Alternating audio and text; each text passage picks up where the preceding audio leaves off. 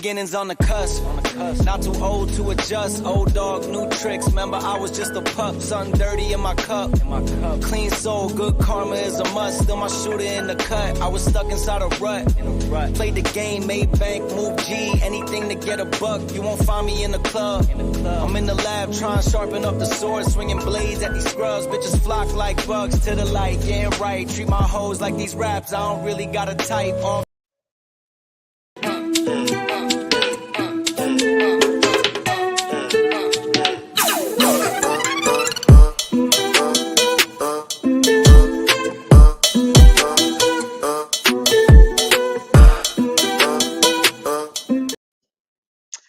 Good evening, everyone.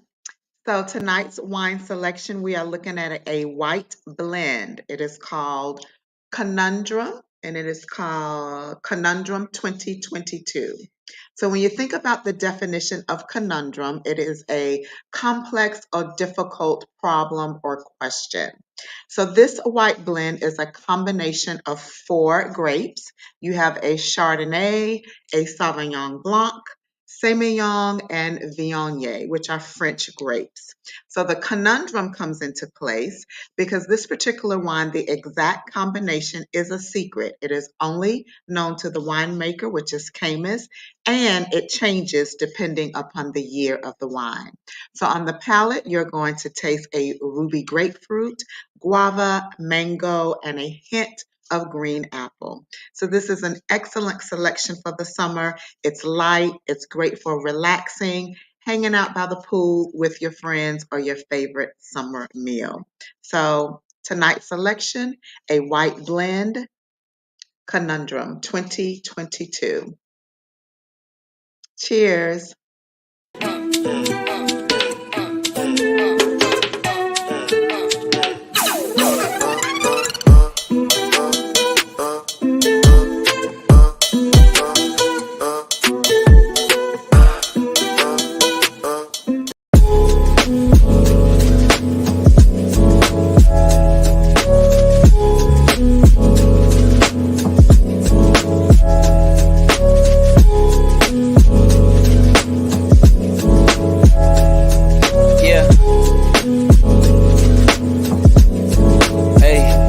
Beginnings on the cusp.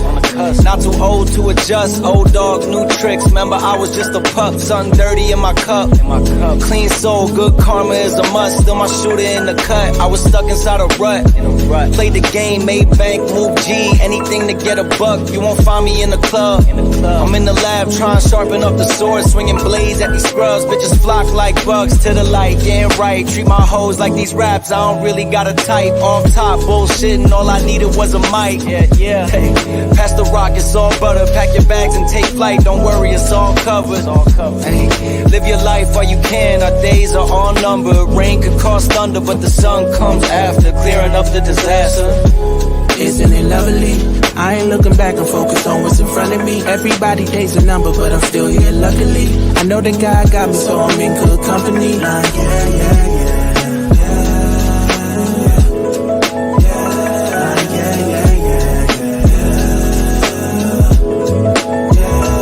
Take it from me, I got some places I should take you to see. You know it's easy when you ride with a G. Light speed, moving fast through the city, trying to find me some peace. I finally lived to be the guy that I was dying to be. Still I got some trust issues, people lie through their teeth. The more I grew, the more they hide in the crease. Squad building, weak members get released. If we trying to compete, starting pitchers need relief. Bro, we building a team, everybody got a niche.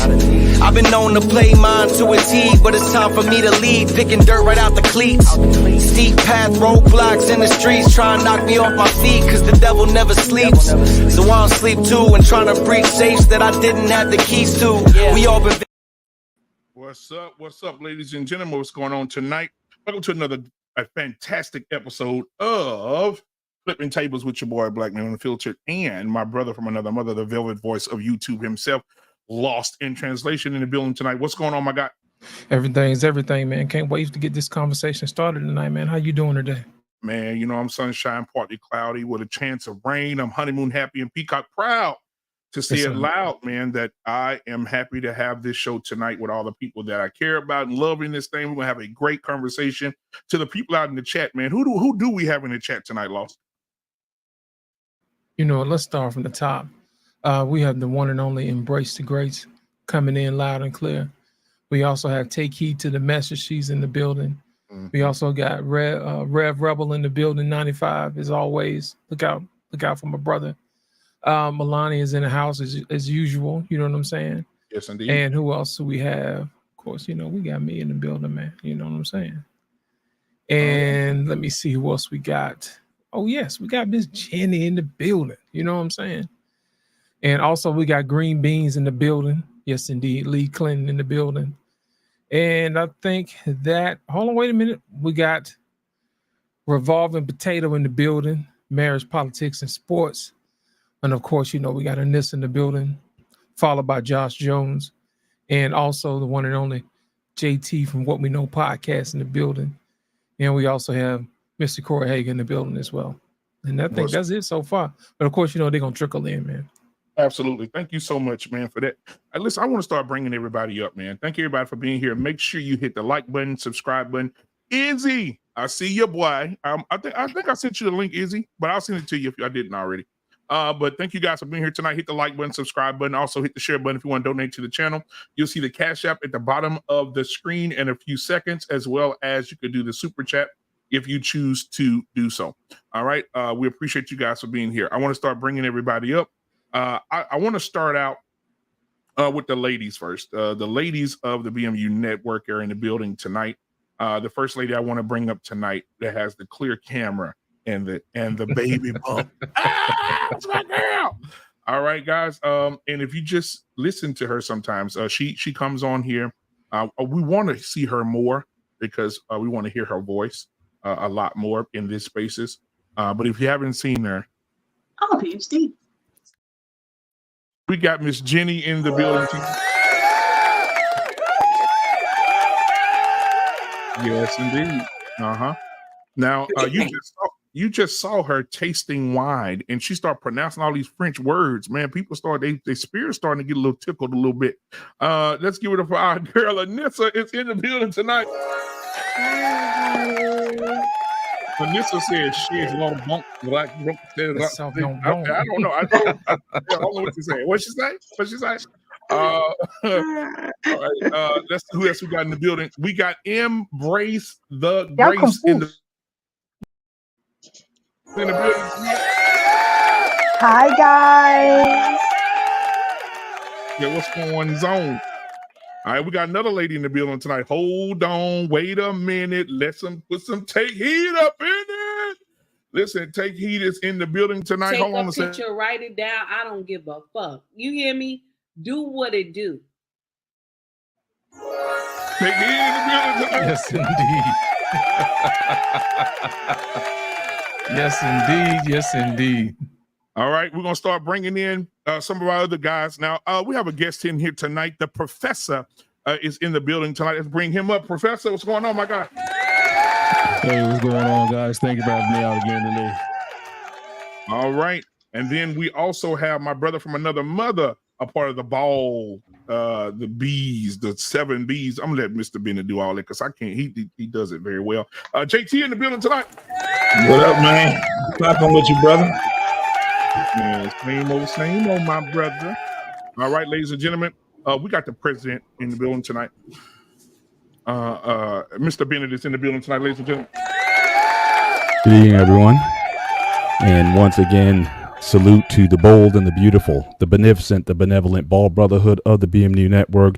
Shout out to those brothers who choose to live follically free and let your head shine before men. Salute you guys.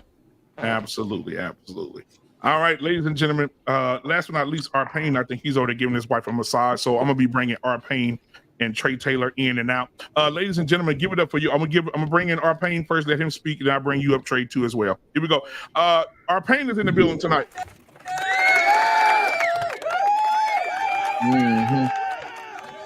Yeah. See, I'm gonna bring up Trey because Trey said you and these old bastards y'all out of touch. So we definitely gonna touch on that. We gotta touch on that. All right, hold on, RPan, I'll be right back. Ladies and gentlemen, yours truly, give it up for Trey Taylor's in the building as well. Mr. I don't want to fold no clothes. Don't fold no clothes. All right, ladies and gentlemen. Now I did see Trey here. I think it was my girl Take Heed to the doggone message. That left me a super chat. Let me see. Where is it at? All right, I see a $2 super chat. You see it? There it is, right there. Super stick. I don't know why I ain't seeing it on my side. All right, thank you. Take Heed to the message. Starting us out with a $2 super chat. And Take Heed to the message. You are definitely going to start us out with something. I'm gonna start out. I'm not gonna bring the bishop out yet. The bishop will be in later. But I definitely want to give y'all a little smooth J Moss before we start the show. Thank you for the super chat. Take Heed starting us off tonight. Here we go. Whatever you want, whoa, whatever you need, my heart belongs to you. Oh, whatever you need, there's nothing I won't do. Oh, whatever you want, oh, my heart belongs to you.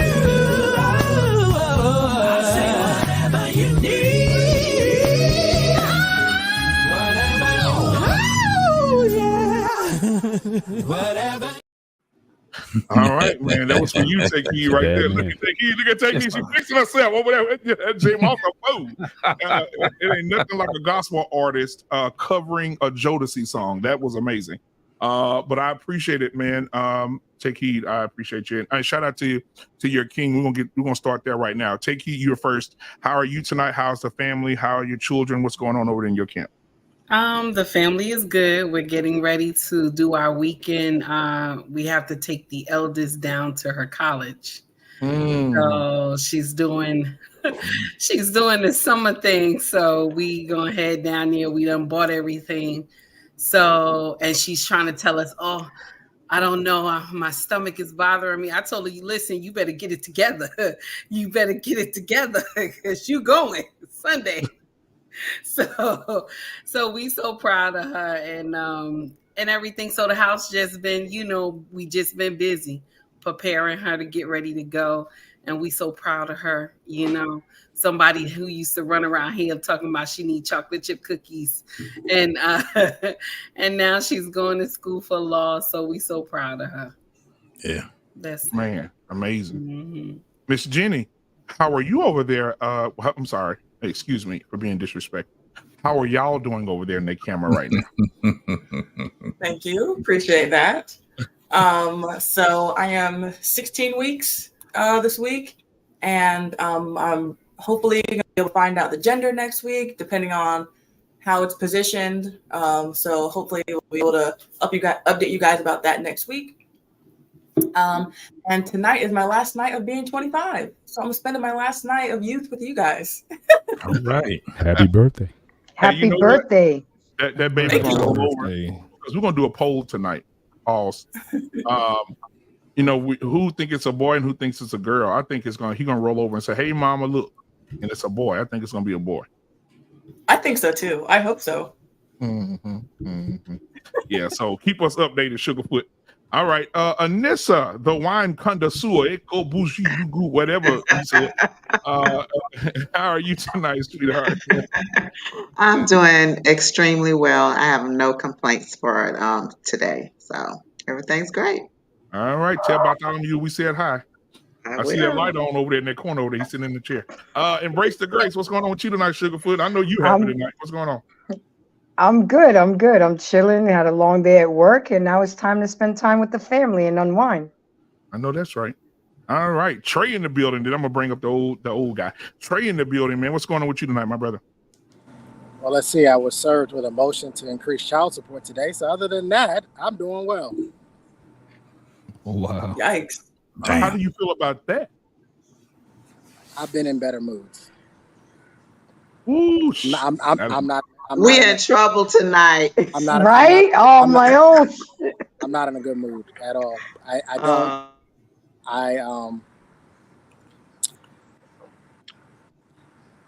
I'm not in a good mood. I'm just gonna leave it at that. Yeah. That boy on Feel you fire. on that, bro. We'll be bringing you in and out, Trey. So we gonna have a lot of time to breathe. Breathe, Trey. brother. We here for you, Doc, man. Trey We love sitting you, over man. there talking. Hey, Trey sitting over there talking about something. Hey, stop, Steve. Come back, Steve. Hang in there, Trey. All right, Mr. Bennett is in the building tonight, man. Mr. Bennett, how are you tonight, man? What's going over in your camp?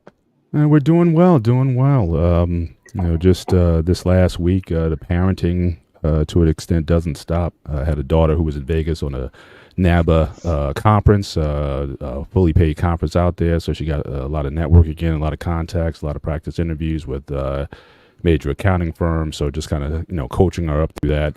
And got my oldest on the men, found out that unfortunately she had to have her gallbladder removed. Surgery was this evening around 6 o'clock. Thank God the surgery went well.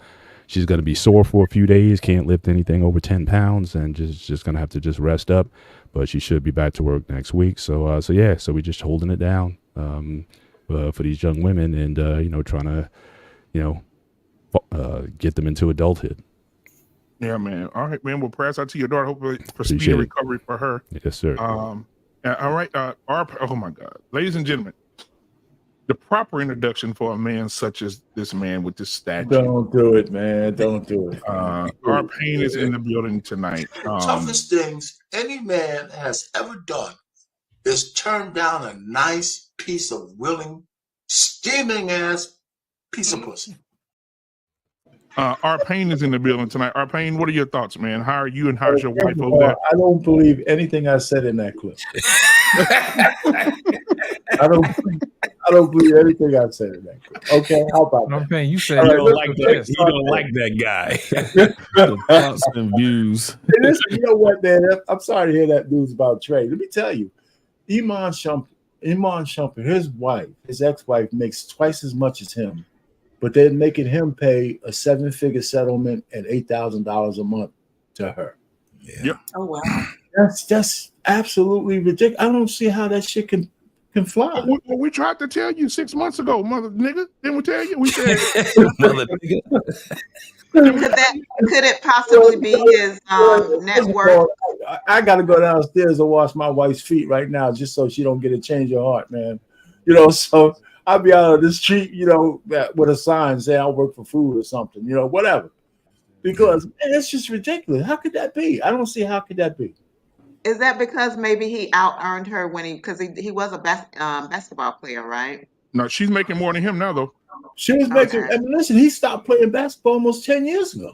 Yep. So it's ridiculous. But that don't mean he stopped making a lot of money though. No. Listen, these guys, That baby, he ain't making that kind of basketball Yeah, money. that baby $8,000 a month. That's ridiculous. She's making twice as much money as him, man. I don't understand how that works. We need But to anyway, you know Gotta what, man? revamp We the courts, man.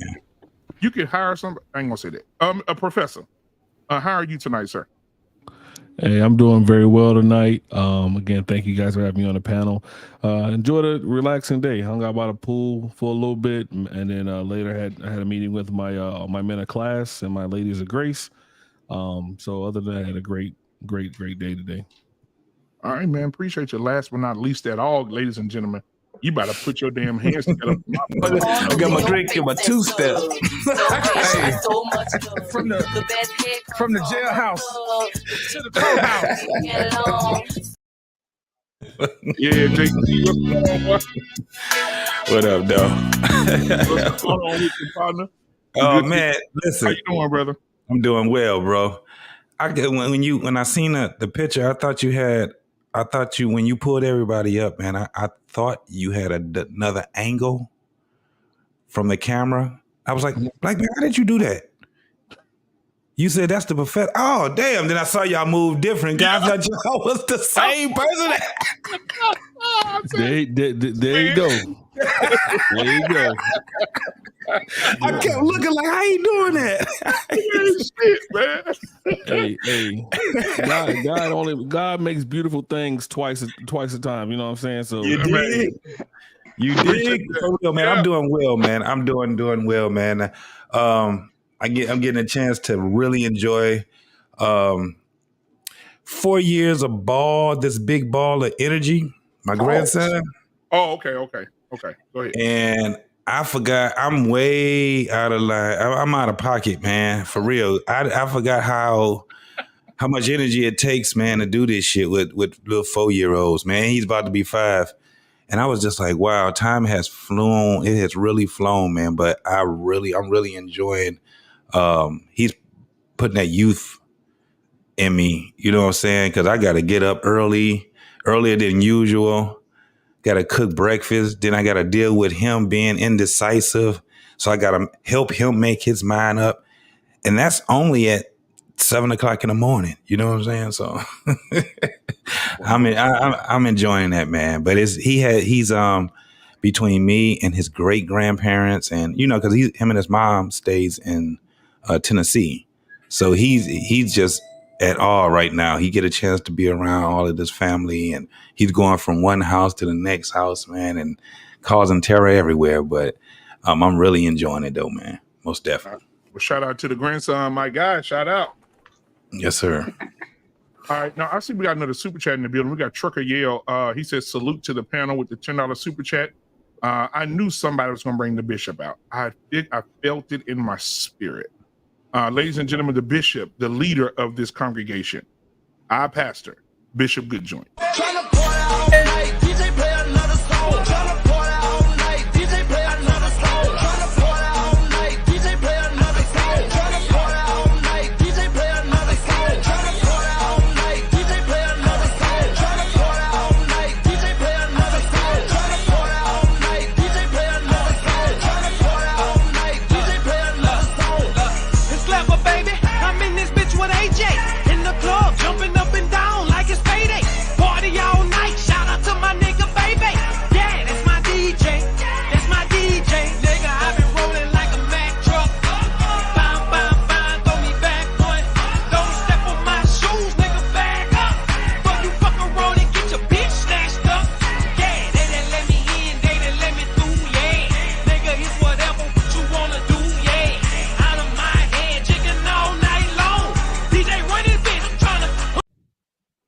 PhD. All right, man. That's Bishop Good. Thank y'all for that $10 super chat, man. Y'all want to see some more funny clips, man? Go ahead and send in those super chats or cash apps. I appreciate you guys very much. All right, guys. So you know how I like to start the show off with an icebreaker. I know you guys have probably already seen this, but I, in my head, said I got to hear the responses of my people. And so let's watch this real quick. And y'all tell me what y'all think. Here we go. Well, we don't go 50-50 in our relationship. So we don't go 50-50 in our relationship because I work 70 hours a week and I pay all her bills. She a stay-at-home girlfriend because we don't got no kids. We live separately, so I pay the bills at her house and my house, take care of her like the queen she is. And you do so. What you do? Just let them know what you do to pack my lunch and stuff like that. Yeah, sometimes I'll pack him like a little Lunchable to go in his lunchbox, or... You make the best Lunchables. I know. You like the pizza ones or you like the sandwich ones? I like the ones with the crackers in it and the cheese. And the little sandwich. Yeah, little cracker sandwich. The Capri Sun. Mm-hmm. Yeah. He usually gotta buy him his own self something else because he act like, I don't know, sometimes he act like he's still hungry after that, which I don't know why you still hungry after I just packed you a lunch. But my check go direct deposit to her account every week. I don't want her to feel like she ever got to go out and work for anything, so I got my stuff going direct deposit straight to her, and then I have to ask her, can I use my money when I need gas and stuff like that? Because I've been using that money to go towards, my nails. If y'all men out there want a pretty woman, y'all gotta do stuff like this. This is how you get them. I'm actually about to have to go to work in 30 minutes. I gotta go get dressed. I'm not even dressed. I just wanted to do this video because y'all be chiming in on our relationship all the time. But if y'all want us to do a part 2, let y'all know other reasons why we don't go 50-50 in our relationship, let me know. Piggybacking off what he said, if you want a good woman in your life, why would you not want to pay for everything she has, pay her bills, get her toes, nails, stuff done? I just feel like a real man would do that for his woman, especially if he loved her. You love me, right? I love you. Kiss me, man. Kiss me, bro. No, kiss me on the lips. Not right now. No, kiss me on the lips. Stop. Stop. Stop. After you get off work. While we don't go 50. Make it stop. Make it They stop. trolling us. They trolling us. Troll. Straight troll. I'm telling you right now, I have no comments on that video. I won't even dignify it with an answer. So, next person. I'm out. Let me ask y'all I'll this. take it. Let me take it. Oh, I love this one. Anybody follow this couple? They have their own channel. Yeah, it should be called punked. Right. That is not for what. And do they have a large following? They do, hell yeah. Yeah, I bet you that large following is a bunch of young stupid people that actually think that shit is for real. There's nothing real about that. Now let me tell you something. O'Shea Du Jackson did a comment on it. Did a review on it today. I was laughing my ass off. O'Shea said, whether it's real or not, there are men out there just like that. Yeah, and guess what I would tell you? Good. You get everything that you deserve. You get nothing from me. I'm indifferent to you, brother.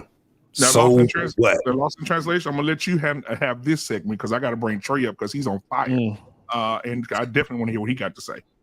So I'm gonna back out. Let Trey come. I'm sorry. Pause. I'm gonna let Trey come up. I see broke people. Y'all Come on.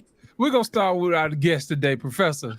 Go ahead, sir. Let's start with you today, man. Y'all want to hear what the professor got to say? Because class We're gonna cut to the chase, man.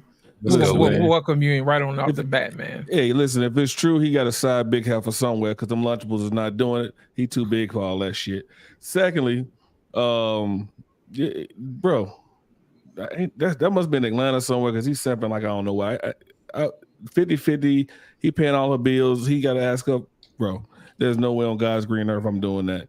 And as a big dude myself, I'm disgusted because there's no way in hell you got to get that to get a nice, beautiful yellow woman like that one. But no, I'm disgusted at what he's saying right there. But a girl can't get $15 out of me, yet alone my whole paycheck.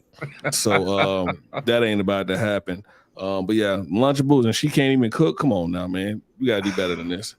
That's why I said he gotta have a side help big chick somewhere that's taking care of him because them Lunchables ain't doing it. And then she wouldn't even give him a kiss. Come on now. Well, she couldn't reach over his body, but still, she should have gave him something.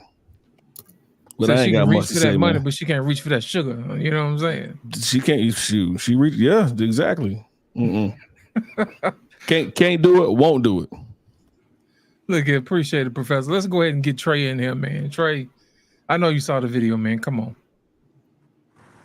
I mean, what is there to say? That's the state of modern relationships today. They are transactional.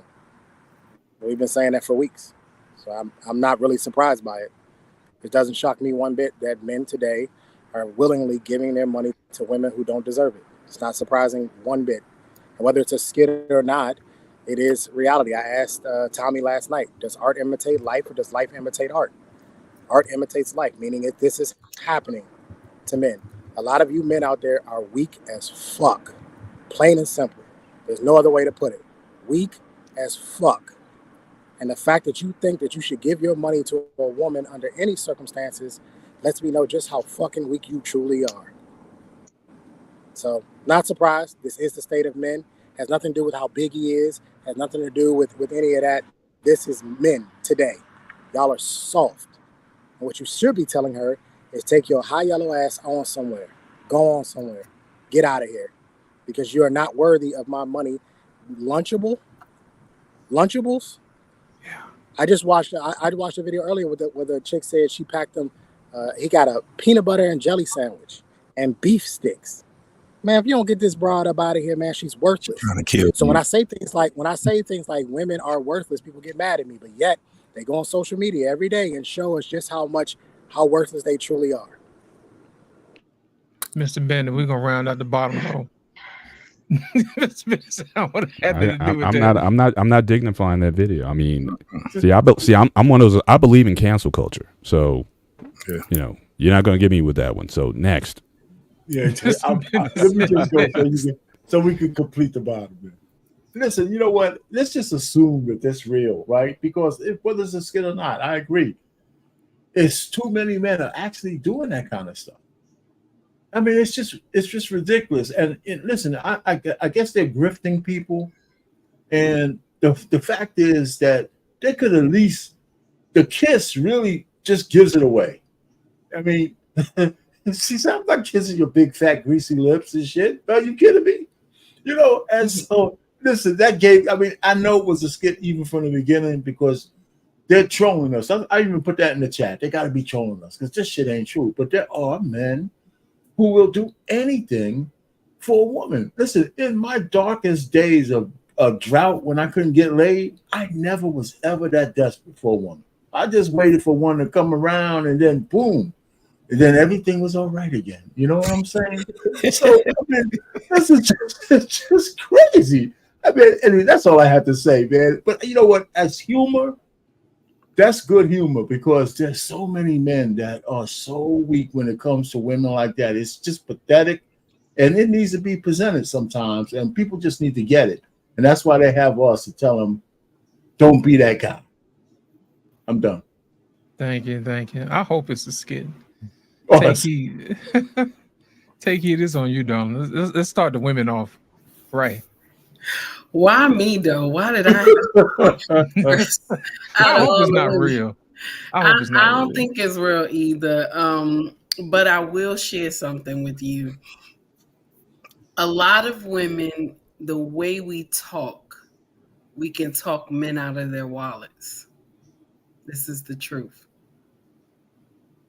The way that we behave, we can talk men out of their wallets. This has always been from the beginning of time. And that is the truth. Especially if this woman has your heart. Like you look upon her with like so much happiness that she makes you want to give her. You know what I'm saying? And the sad part is sometimes if that pussy is good, you go and unleash everything you have in your wallet. And that's the truth. That's the truth.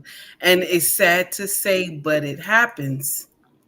Even though this is a skit, but in real life, this do happen. Now, I don't know about the checking account part, but I know that somebody they gonna break her off a lot of money. And that's sad. It's sad. And then you know what happens too?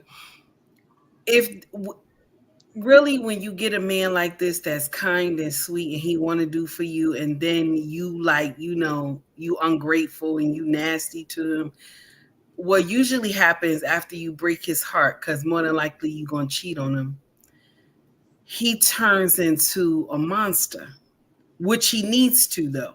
He needs to. That's how he's going to grow, because from that hurt will be born a king. From that hurt, sometimes it takes men to go through some shit for them to know their worth. And with that being said, sometimes you got to get hurt by women like this so that when you get older, you'll be able to find the true queen, And that's the sad part, because nobody wants to go through hurt and pain, but you do. You have to, so that you will find the right woman. And I'm done. I'm finished.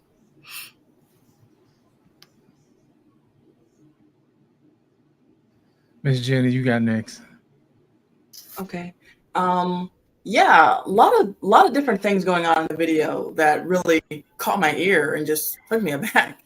But I think the overarching message of the video was that he is doing things for this woman that are not being reciprocated. I mean, that kind of sums it up, is that because it's not, as far as I can see, as far as in my opinion, I don't see anything wrong with a man bending over backwards, going out of his way for a woman that he likes, if they're together and they're dating, if it's being reciprocated.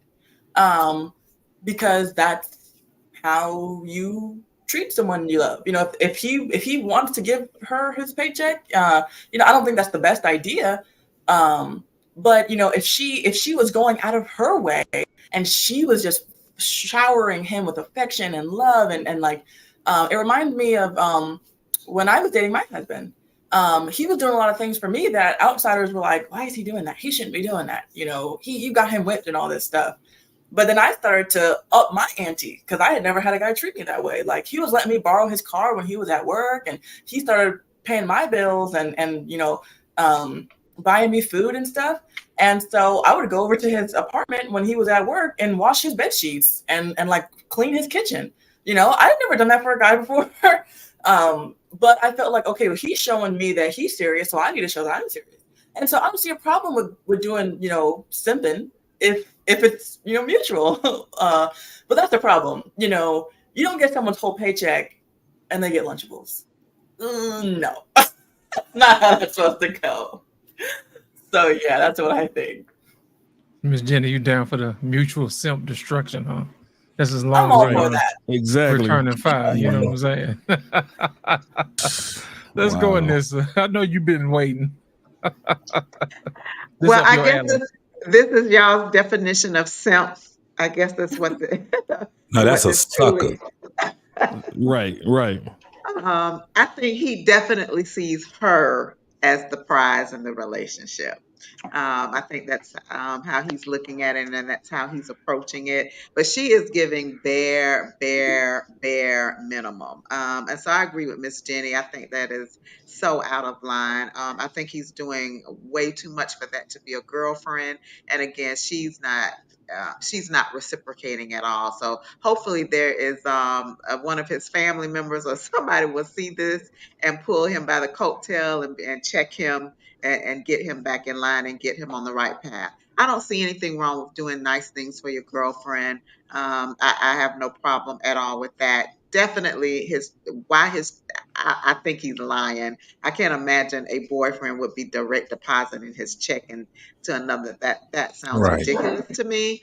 But I see nothing wrong with doing nice things for your girlfriend. I have no problem with that. I like that. But she definitely needs to be in. I believe in mutual and reciprocal relationships. This is not one. And so hopefully someone will wise him up really quick. Anissa, let me ask you a question. Would you deposit your whole paycheck in your man bank account? You already know the answer Hell to no. that. I mean, it sounds like Never. such a great idea for him to Never. do it, but I just wanted to test it to Oh, see no, if this no, no, this no. mutual Never gonna simp destruction existed in your house. Anissa, I have Never a gonna question as happen. well. I want to have a follow up to that. If he's doing those things for you, Anissa, how are you reciprocating? Well, he's definitely not getting Lunchables for sure. She has to be cooking. Maybe he's the one cooking because he is a big guy, so he's eating He something. working 70 hours a week. I He don't got think he's cooking. he He got the barely had side time to dick. sleep. So He got something's the going side on chick. there. But he definitely, she could definitely be doing better than the Lunchables. She can be, fixing them lunch, taking it to them. And just it should be reciprocal. I see nothing wrong with a man pouring into and investing into a woman, but you need to make sure that it is reciprocal. And this seems Are very there one. This seems any very rules to one-sided, which I'm against that. I'm sorry. are there any rules to reciprocity? It needs, like I said, it needs to be mutual. It needs to be. Well, again, but what does that mean? So again, the guy who's giving essentially his entire paycheck to this woman, even if you cook the best meal for him, is that reciprocal? I mean, how would the ladies define that? Ooh, I Mr. don't think Bennett. I don't think that is reciprocal. I think that if that is true and he's doing that, he's totally out of line and out of order. He shouldn't. That's just ridiculous. You should A woman that you're not married to and you're depositing your check. That's crazy. That should not be happening. But I mean, I could see, if he wants to give her money to get her nails done or her hair done or whatever the case may be, she needs to be reciprocating to meet his needs as well. So, and whatever that is for him, hopefully you have that conversation. What can I do for you? How can I make your life easier? How can I, contribute, to your life like you contribute to mine? Those are conversations that can be had. But this young lady is definitely not on that kind of time. at all. So yeah, he needs a definite wake up call. And you know what let it me ask you is? a question. Hold on a second. Let me ask you a Wow. question. Let me ask you a question. What kind of Lunchables do you like? Do you like the ones with the animal crackers or the ginger snaps? I eat Lunchables, to be honest, Not but even the little Capri Sun juice box, you know, with the little straw that you pull off the side. My you know, I don't eat Lunchables, so I don't know how they come actually. But Lunchables I is I was just checking. This is I don't know. wild. This is I was wild. just checking. No, Lunchables. Oh my that God. that's absurd. She is definitely this is a one-sided relationship, in my opinion. So, and I'm not a advocate for that at I mean, and all. this would you at least mow the yard if you was paying all the bills? No, I would not. But honestly, I honestly think men and women But have you a know, very I don't like have I a don't very do different yards. You know that have a already. very different definition of what reciprocity is. And I don't think Because they're all equivalent. the women think he's doing okay, and then I don't get it. Like all the women like, oh, he should be doing this, and it's okay if he does this. And nah, bro, he should be paying for nothing. Nothing. That's his girlfriend. He should be paying for her rent. He should be paying for her nails. If he pay for it every once in a while, that's fine. He shouldn't be paying for nothing. He's not getting nothing from her. He should be paying for, and if she was, he should be giving her nothing. They're dating. I'm not giving no woman nothing. Yeah. If we're just dating. I gotta cook. I have someone that cooks for me. I have someone that takes care of my house. But that's what I'm saying. Like, I get it. If I'm married, it's a different situation, but I ain't nowhere in the world I'm doing Hey, all can that I, other can stuff. I add something to the professor? Listen, even back in the dinosaur days, that's what I was. Hold on, R-Pain. I didn't do no shit like You that. know y'all miss Embrace, right? I never did no shit like that. Oh, JT, I'm you know. My bad, Embrace. God damn it, dog! I ain't gonna be missing my girl like that. I saw that one bubbling. You need to watch that shit. Hey, I saw that one bubbling. Y'all went to the back and forth, man. I saw the bubbling. Come on here, Grace. Come on here, Grace. I like that. JT like, hey, wait a minute now. Wait a Drive minute. turkeys. We ain't gonna be having none of that tonight. Now, so I blame Laws for that though. So you've been working on Grace. She's gotten soft now. So, a few weeks ago, she would just jumped in and been like, you know. So she's been listening to you. She's coming in a kindler, gentler person here. So just being patient, waiting her turn. Soft and lovely. There you go. She has been tender lately. So come on. We just Come want on, Grace. Let's give it. Okay. For the male perspective, this is the epitome of simping. I'm no offense to the single mothers out there, but that gives me single mom vibes. He's been around too many women. Did not have a male figure in his life because let me find out my son is giving his whole paycheck to a girlfriend. How is this? And then she don't even like him. She's not attracted to him. She don't like him. She's using him. And a Lunchable, a guy like that, you got to pack fried chicken, mac and cheese, collard green, candy yams, cornbread, and sweet potato pie for lunch with the red Kool-Aid and a diet drink. Okay? I mean, there's no balance there. They're not living together. You're giving a whole paycheck, and she's gonna break his heart. And just like Takey said, he's gonna become into a monster. Then I'm the one that's gonna get the monster because I'm the good one, and then I get hit with the monsters because females like this run the good guys to the ground. He has low self-esteem. He doesn't value himself, and he doesn't see himself as a king. That's why he's allowing this. And this is probably the prettiest girl he's ever gotten. So he's going to do everything and anything to keep her, and she knows it. Us women, we know who we can play. It's like taking candy from a baby. She is going to use him up until she gets tired of him. And she's gonna mess around and get pregnant and gonna end up being with him unwillingly. But this even though it's baby though, even if it's a skit, years. even if it's a skit, it's disgusting to me because you know how I feel about men. I'm an advocate for men. If I would have seen him and he was my brother, or if I was related to him, I would have knocked his ass out. I digress. My mic is muted. Thank you, Grace. Oh, I love you, Embrace. I love you, Embrace. JT, and then we're gonna come back to Trey. Trey said this ain't simping.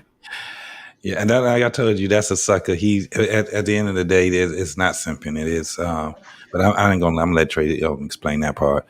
But listen, there are dudes that are. I don't want to say gullible. He never had a woman that beautiful. That's aesthetically that beautiful. And that's basically all it is. This man is not trying to lose it. And if you are giving a woman your paycheck and you're asking her to pay things on with your paycheck, you just gave her your nuts. How you gonna give somebody your tool, your damn lifeline to life, your lubricant to life, and say you can do whatever it is, but please, can I get $4 out of it? Because I want to go over there and get me some Twizzlers. That's why I was like, yeah, this is definitely a skit. And then the girl is hesitant and kissing you. Man, let me tell you something. If you got my paycheck, you know how spectacular you have to be in every which way. You got your damn mind. Yeah, I end it with that, man. That shit's crazy. Come on, Trey. I want to smack that little. Yeah. He a little dude to me, because he young, dummy.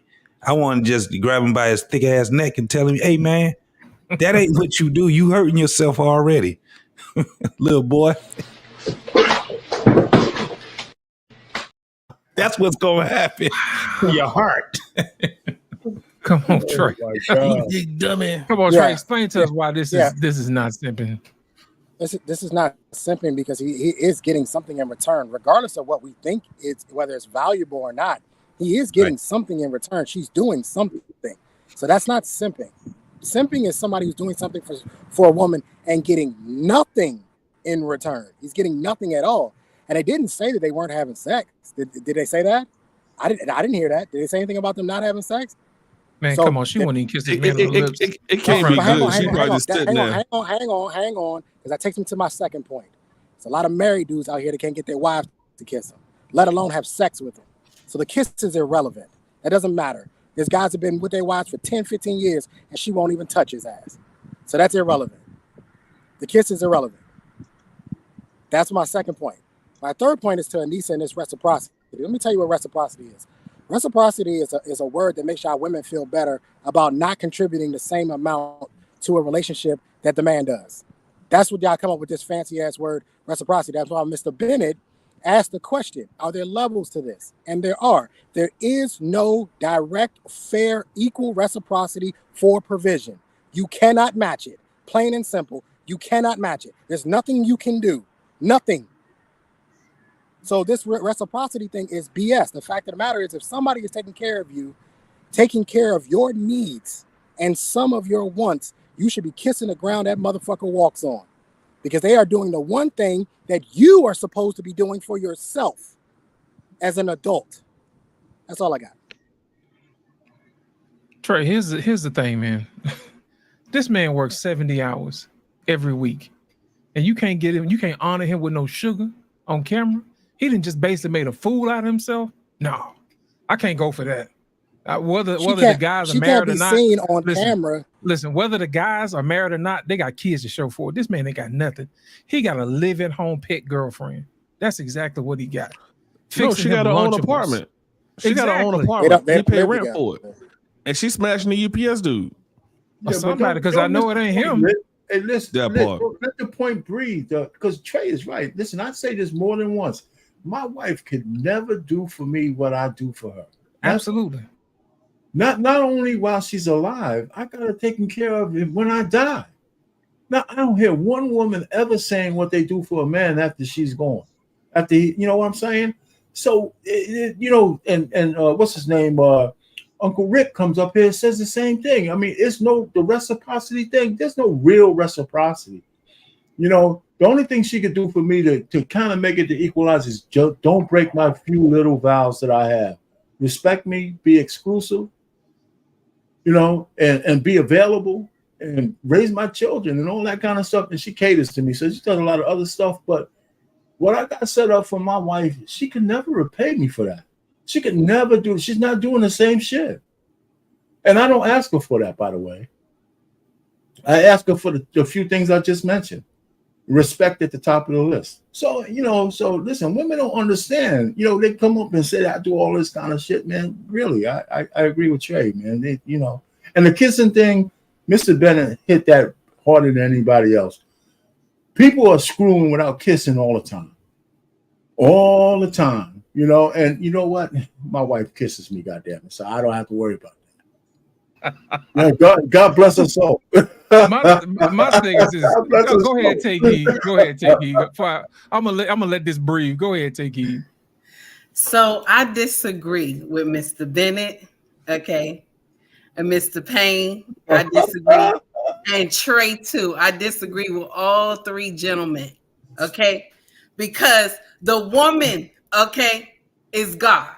You hear me? Yeah. I disagree, damn it. The woman is God, okay? God forgive me, because that's blasphemy. I'm so sorry. Listen, okay? She does all this stuff around the house. She got to swing from the chandelier when you want her to, okay? It's the same. No, I'm joking, y'all. That shit is I'm joking. The stuff that my husband do, I could never. So I always take time to say, baby, thank you, okay? And throw a little sugar on top. Baby, thank you. You know what I'm saying? Okay, I ain't even want to come tonight. I'm gonna tell y'all, I ain't even want to come tonight. He had held me on this couch, baby. I wasn't. He said, "Wait a minute, look what the time it is." I said, "Wait a minute, because you done touched me in the right place. There's a problem." But anyway, I'm here. Okay, I'm here. I'm hoping I'm leaving early though. I'm here. I hear that. Okay, y'all. I'm done. You know what? Here's my thing. Can I No, before go ahead. Go ahead, Trey. Want to go really Trey. quickly? I wanted to say the other part of this that we're skipping is that beautiful women, and she's attractive, give you social credit. So there's a lot of that he's probably using the fact that because she's so attractive, she actually makes him look better because she's that attractive. There's a social aspect to this that, wow, look at Big Man. Big Man pulled her. That makes him look better. That's a part of it we're leaving out. I don't think it's still worth all the bullshit he's doing for her, but I can tell you that's probably a part of his thought process when he's around his boys. Yeah, no doubt. I think that's a big part of him sticking with it. Yes. To speak to that, Trey, if I ask you to do something and I'm paying all the bills, you best believe you're going to give me some sugar on camera. Did you hear what I said? You know what I'm saying? Because I'm going to tell you right now, it's cheaper in the streets, baby. All I got to do is ask for what, 20 in the front? And 40 in the back. That's all I'm saying. Come on here, Miss Jenny. I got Miss Alyssa in the back coming up. Come on, Miss Jenny. I see your face. Come on. Well, even though it wasn't directed to me, I want to address what Mr. Bennett was saying about, how can reciprocity be measured? And I think that it can be measured, from men to women. And I think that a woman can give a man, adequate reciprocity for his provision because we wouldn't even be talking about this if they were married. I think another aspect is that they're just dating. And so there's no real glue holding them together, as flimsy as the glue today might be, nonetheless. But I think that it can be measured. And I think that for provision, the adequate thing that you're supposed to get from a woman is loyalty and obedience.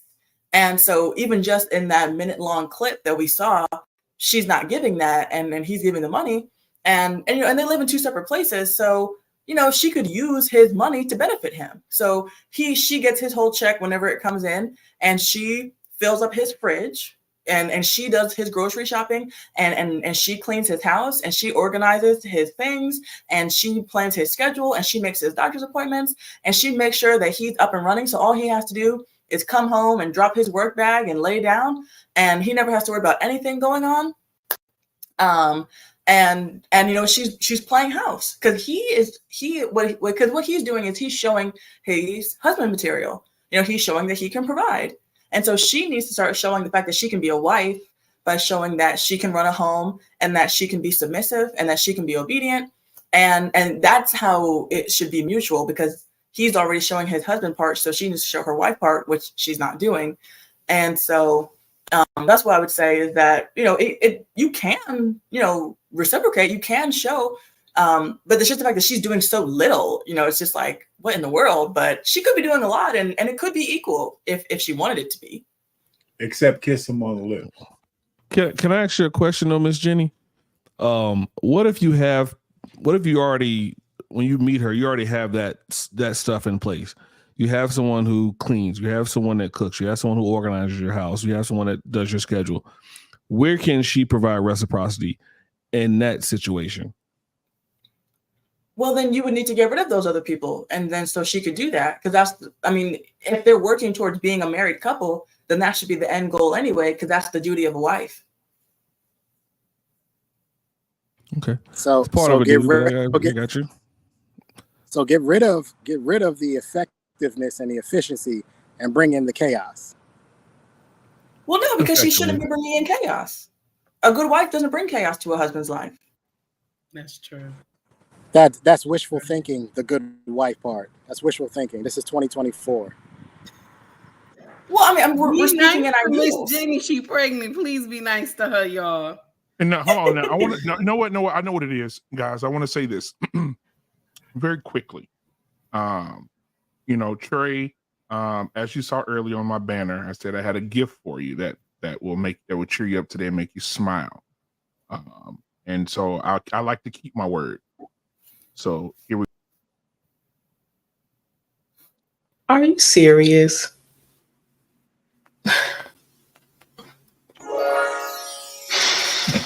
Now, every time I listen to speech, and she has that beautiful smile. That is nothing better than a soft woman who knows how to speak and hold herself down, and she she's a compliment to men. And so I know that normally he smiles when she comes up, so I want to bring him back up so I can see it. Hold on one second.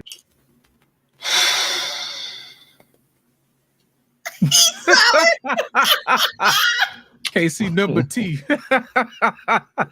Right. I'm not sure what's going on right now. What's going on right now? He's in his sucking place. Y'all wrong. I don't think Trey in the right mind for this, man. He having a hard day today. He in a sucking place, look like, right? Man. Alicia, I know you've been watching. I want to get your viewpoint.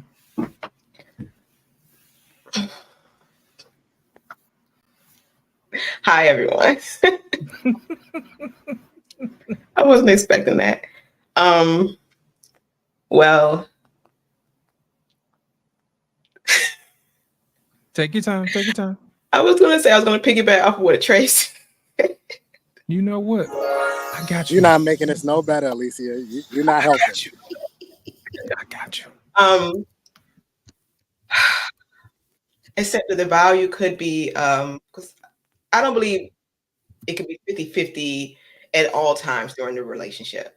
There will be fluctuations as far as who's doing more or less, and that's fine. I think the value could be more equal when there's children involved. There's that situation from the skit was interesting, and I'm curious about what's going on with that young man, because he doesn't seem like he has it all mentally. But the only way I would find there would be some kind of equal value if there were children involved, because it's just my belief. There's that those parents being in the child's life, and it's normally the mother that runs the household, but that's priceless as far as the children's mental health is concerned. Okay, let's take the kids off the table because they ain't here. Yeah. Okay, let's keep the main thing the main thing. You know what I'm saying? Let's do that. Given what we got, she got her own place. He got his own place. He pay all her bills at her house, and she stay at her house, and he stay at his house, and he take care of everything that she want. All the little nails done, the toes done, the pampering, the staying at home ain't working, mind you. She ain't working. Okay. And he works 70 hours a day. and he get Lunchables. Yeah, that's We're just gonna put it on the table like that. Something's going on with him mentally, because there's no way that it just doesn't make any sense. It doesn't make sense at all. I mean, I can see if she was maybe investing his money or something of that nature. I mean, I don't know, but based on the skit, no, that doesn't make sense. But why do you say there's something wrong with him mentally and not her mentally? That's the first thing you led with something wrong with him mentally. But what about her? Because she's like a predator. She's like a predator. Well, isn't that something wrong with someone mentally to being a predator? Yes. Okay. She's not a predator. You've never once seen an antelope stand in the middle and say, "Come get me." She's not a predator. That's not what that is. She's just taking advantage of the situation. I don't blame her. Exactly. She's doing exactly what he's allowing her to do. That's still predatory. I said something wrong with him. No, it's not. He's the one with the mental predatory. But he's the one with the mental defects. He's just acting based on her base. There's nothing mentally defective about a man trying to get social status with the homies. He's a young man. He ain't never seen nothing that beautiful before.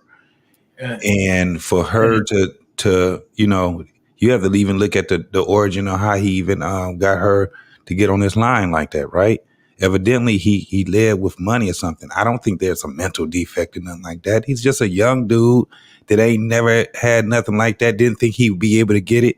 And since he got it, he's trying to do everything in his power to keep it. Period. You know how old he is? How old is he? It just doesn't make sense. From his dialect, he's a Z. Hey, JT, you know what it is, JT? His uncle said, "I see you, nephew," and he loved that feeling. I see you, nephew. And he loved how that feeling. He's like, I'm never letting that go. I guess that's I don't understand. It's the same reason. It's the same reason why women say there's urine in a dating pool. Like, y'all are mad because not you guys, but women are mad because other women are giving up so easily, and men are getting it so easily as well. So it's the same. It's the same concept. She's taking whatever he's giving her. So if I'm out with a woman, I don't have to give her anything, and she gives it up, and then the next woman expects more from that. I don't want to do that. It's the same situation. So if he's giving it to her, that she's not at fault. She's just taking advantage of the situation that she's been presented. Mm-hmm. Yeah, she's taking advantage. And still understand what we said. That social proof is something different for a dude. I've known dudes to date women just for the simple fact that they had either a big booty, they had big tits, or whatever it was that they seen a bunch of dudes that was looking at, and he got that type of woman. And then he'll say it's fun until it ain't fun no more, right? Or she's very cute and he'll date her.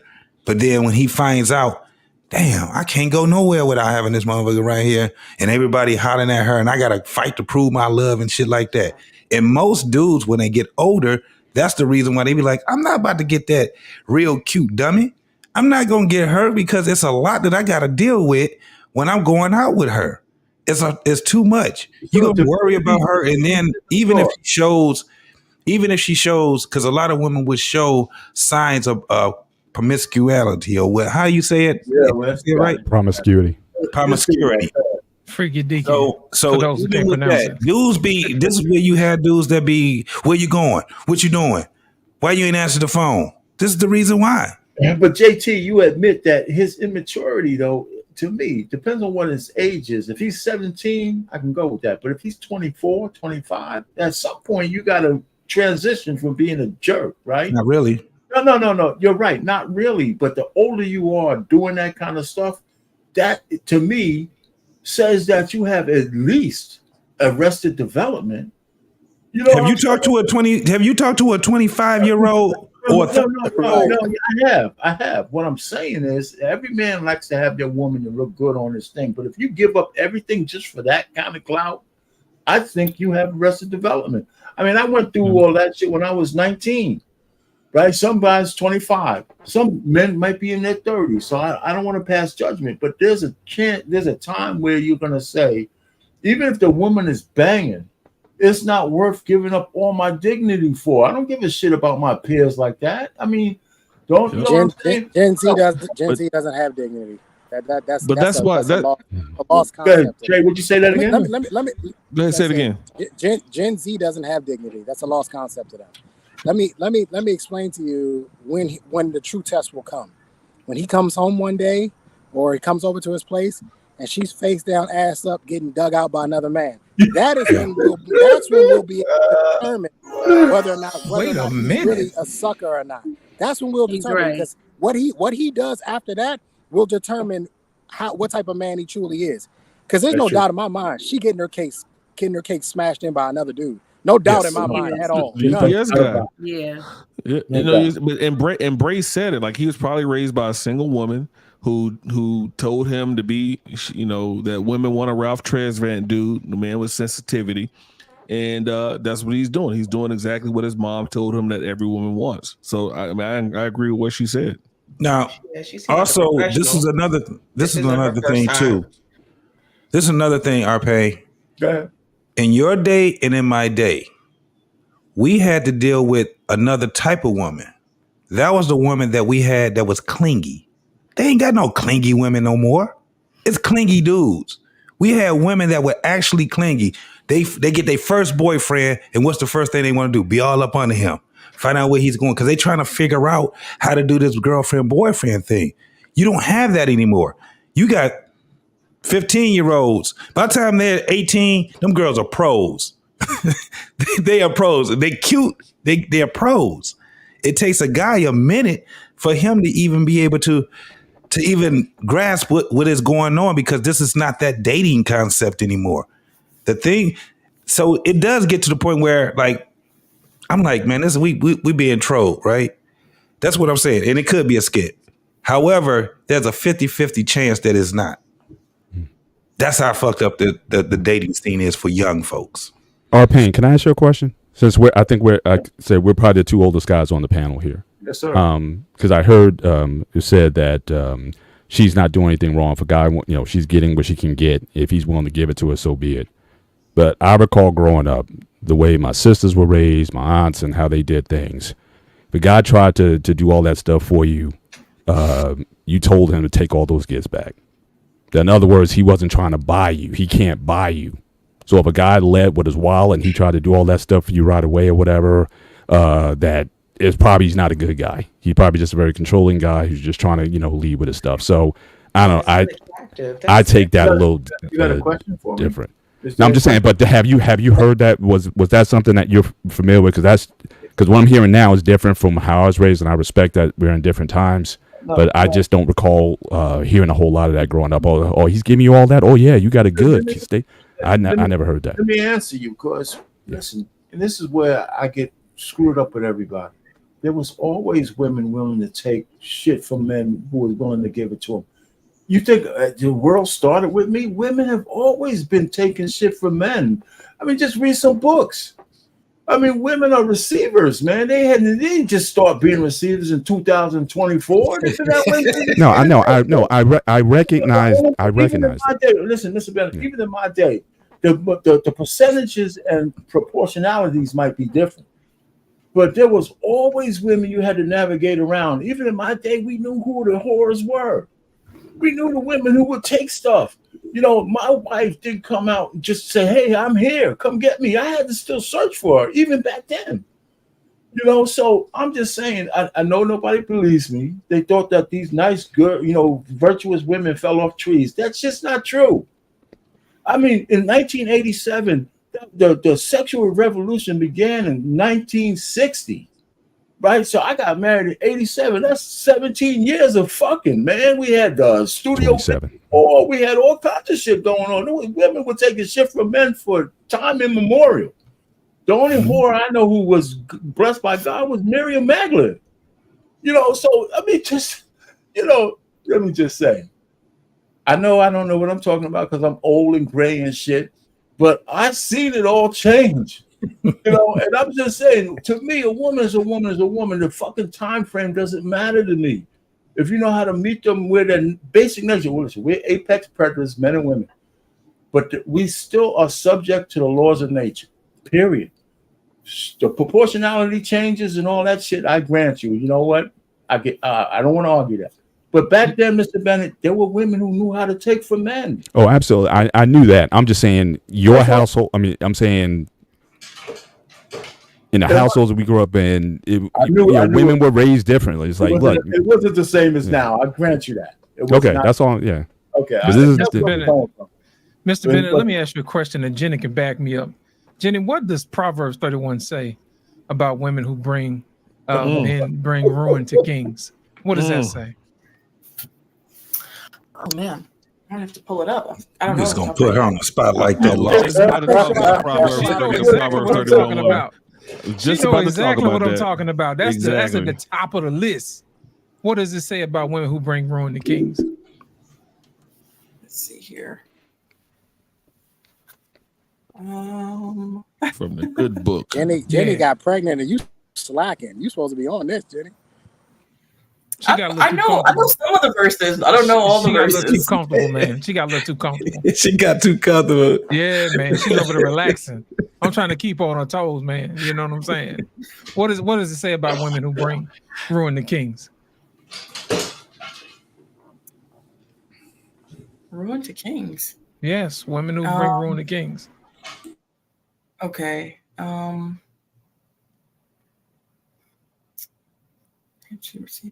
Start at the top. It ain't hard to find. Yeah, it's there.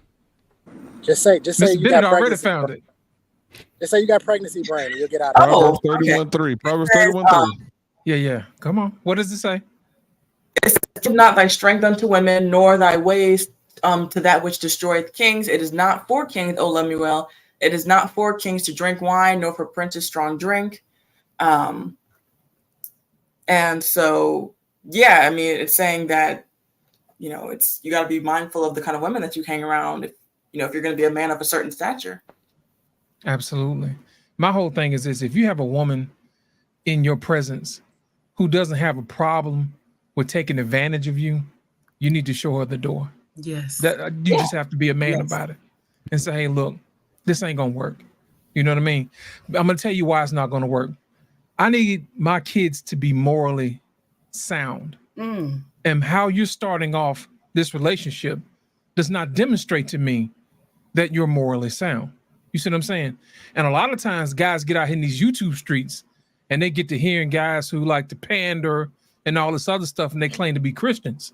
But it says so right there on the side of the box on Proverbs 31, do not deal with women who bring ruin to kings. And this is exactly what this woman is doing. Yeah, meaning don't wait. And right here in the other translation, don't waste your life chasing after women, for this has ruined many men of stature. Right. In other words, for y'all from the 90s, don't go chasing waterfalls. Please stick to the rivers and the lakes that you used to. Yeah, you know what I'm saying? That's exactly what that is. Preach. Come on, man. Come on, Mr. Bennett. Ain't that what it say? Yeah. All I thought you were going to quote Poison. But never. Never trust a big button. Hey, you said the 90s. I thought you were going there. Throw that in there too. Never trust a big button. How did we know she was a loser? Man, the boys used to do her. You know what I'm saying? But I'm gonna say this real quick, guys. Thank you for you guys' perspectives on that. Now, the name of the show tonight is Black Men Should Avoid Single Mothers. Now, I'm the only single mother up here. Why am I on this show? I was a single mother before. I'm married now, going on 17 years, but why am I up here? And that's why you're here. Because because one of the things that I respect about you, Take Heed, is that you're very transparent and that you don't mind telling your story, and you don't mind telling us where you were, and you don't mind telling us how you got where you are today. And I remember it, and I keep in my head reiterating what you said about one day I got into an argument with my husband, and then I realized, wait a minute, all the stuff that I've been through. I remember even when you told the story, it was a while back, but I was just listening when you said, when I was in the hospital and I was a single mom and nobody was in the room with me. And I was looking at other women with their men beside them and holding their hand and bringing them balloons and flowers, and you had nothing. And you knew then, I'm not going to do this again. And you changed your life. You got married, you got your king, and look where you are today. Daughter graduating, going to college. You guys are doing great things. So That is the reason why your perspective is very much valued in this conversation, because a lot of single mothers out here today, I'm single by choice, or I'm a single mother and we don't need the man. So you the other side of that. And so I appreciate your perspective. So I want to show y'all this video first. And y'all tell me what y'all think. Here we go.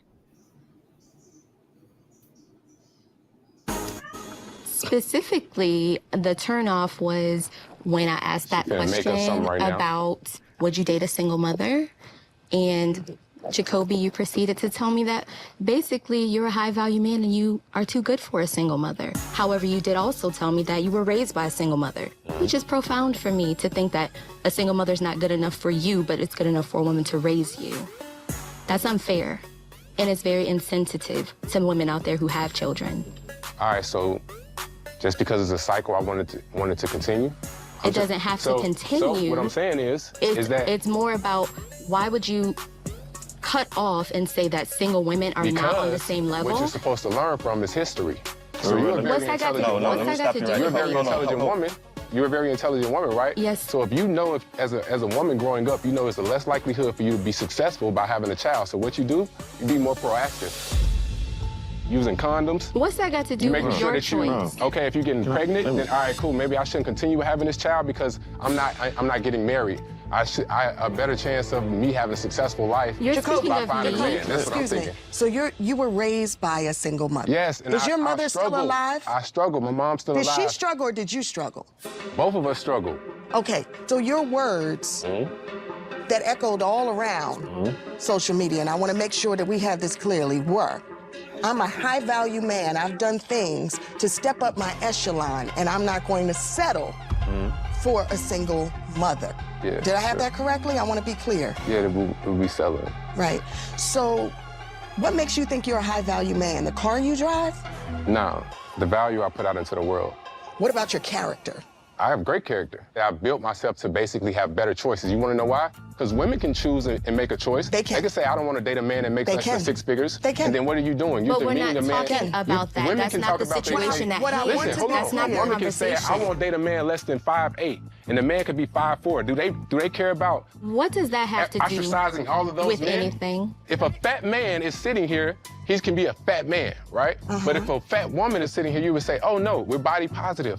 Oh, no, we can't say that. It's all about picking her up. So every time it's saying something for a man, it's down. You got a lot on your back, Yeah, okay? man. So what I I'm want just to be being- I'm just saying clear, equal not rights. just for you, but for everybody out there, is the car you drive, your resume, your bank account, your accolades is not what makes you a high-value man. Definitely not. We are all Not at all. defined by the sum of our deeds and our character, and you, brother, are coming up to the sum of 0. Amen. I don't like how they did him. That's not fair. Man, that's crazy, That's right? not fair. And they jumped- stayed on sister code together. Go ahead, Because Kiki. let me share something with y'all that I don't like what single mothers do. When a man say that they don't want a woman that is a single mother, they immediately begin to bash this guy. That's what his preference is. There's nothing wrong with him saying he don't want a single mother, because you want to know what that entails. You got to deal with the baby daddy. You got to deal with this child being ungrateful. You got to deal with this child every time the child turn around, tell you, you ain't my daddy. I ain't got to listen to you. See, this is the thing that irks my nerve.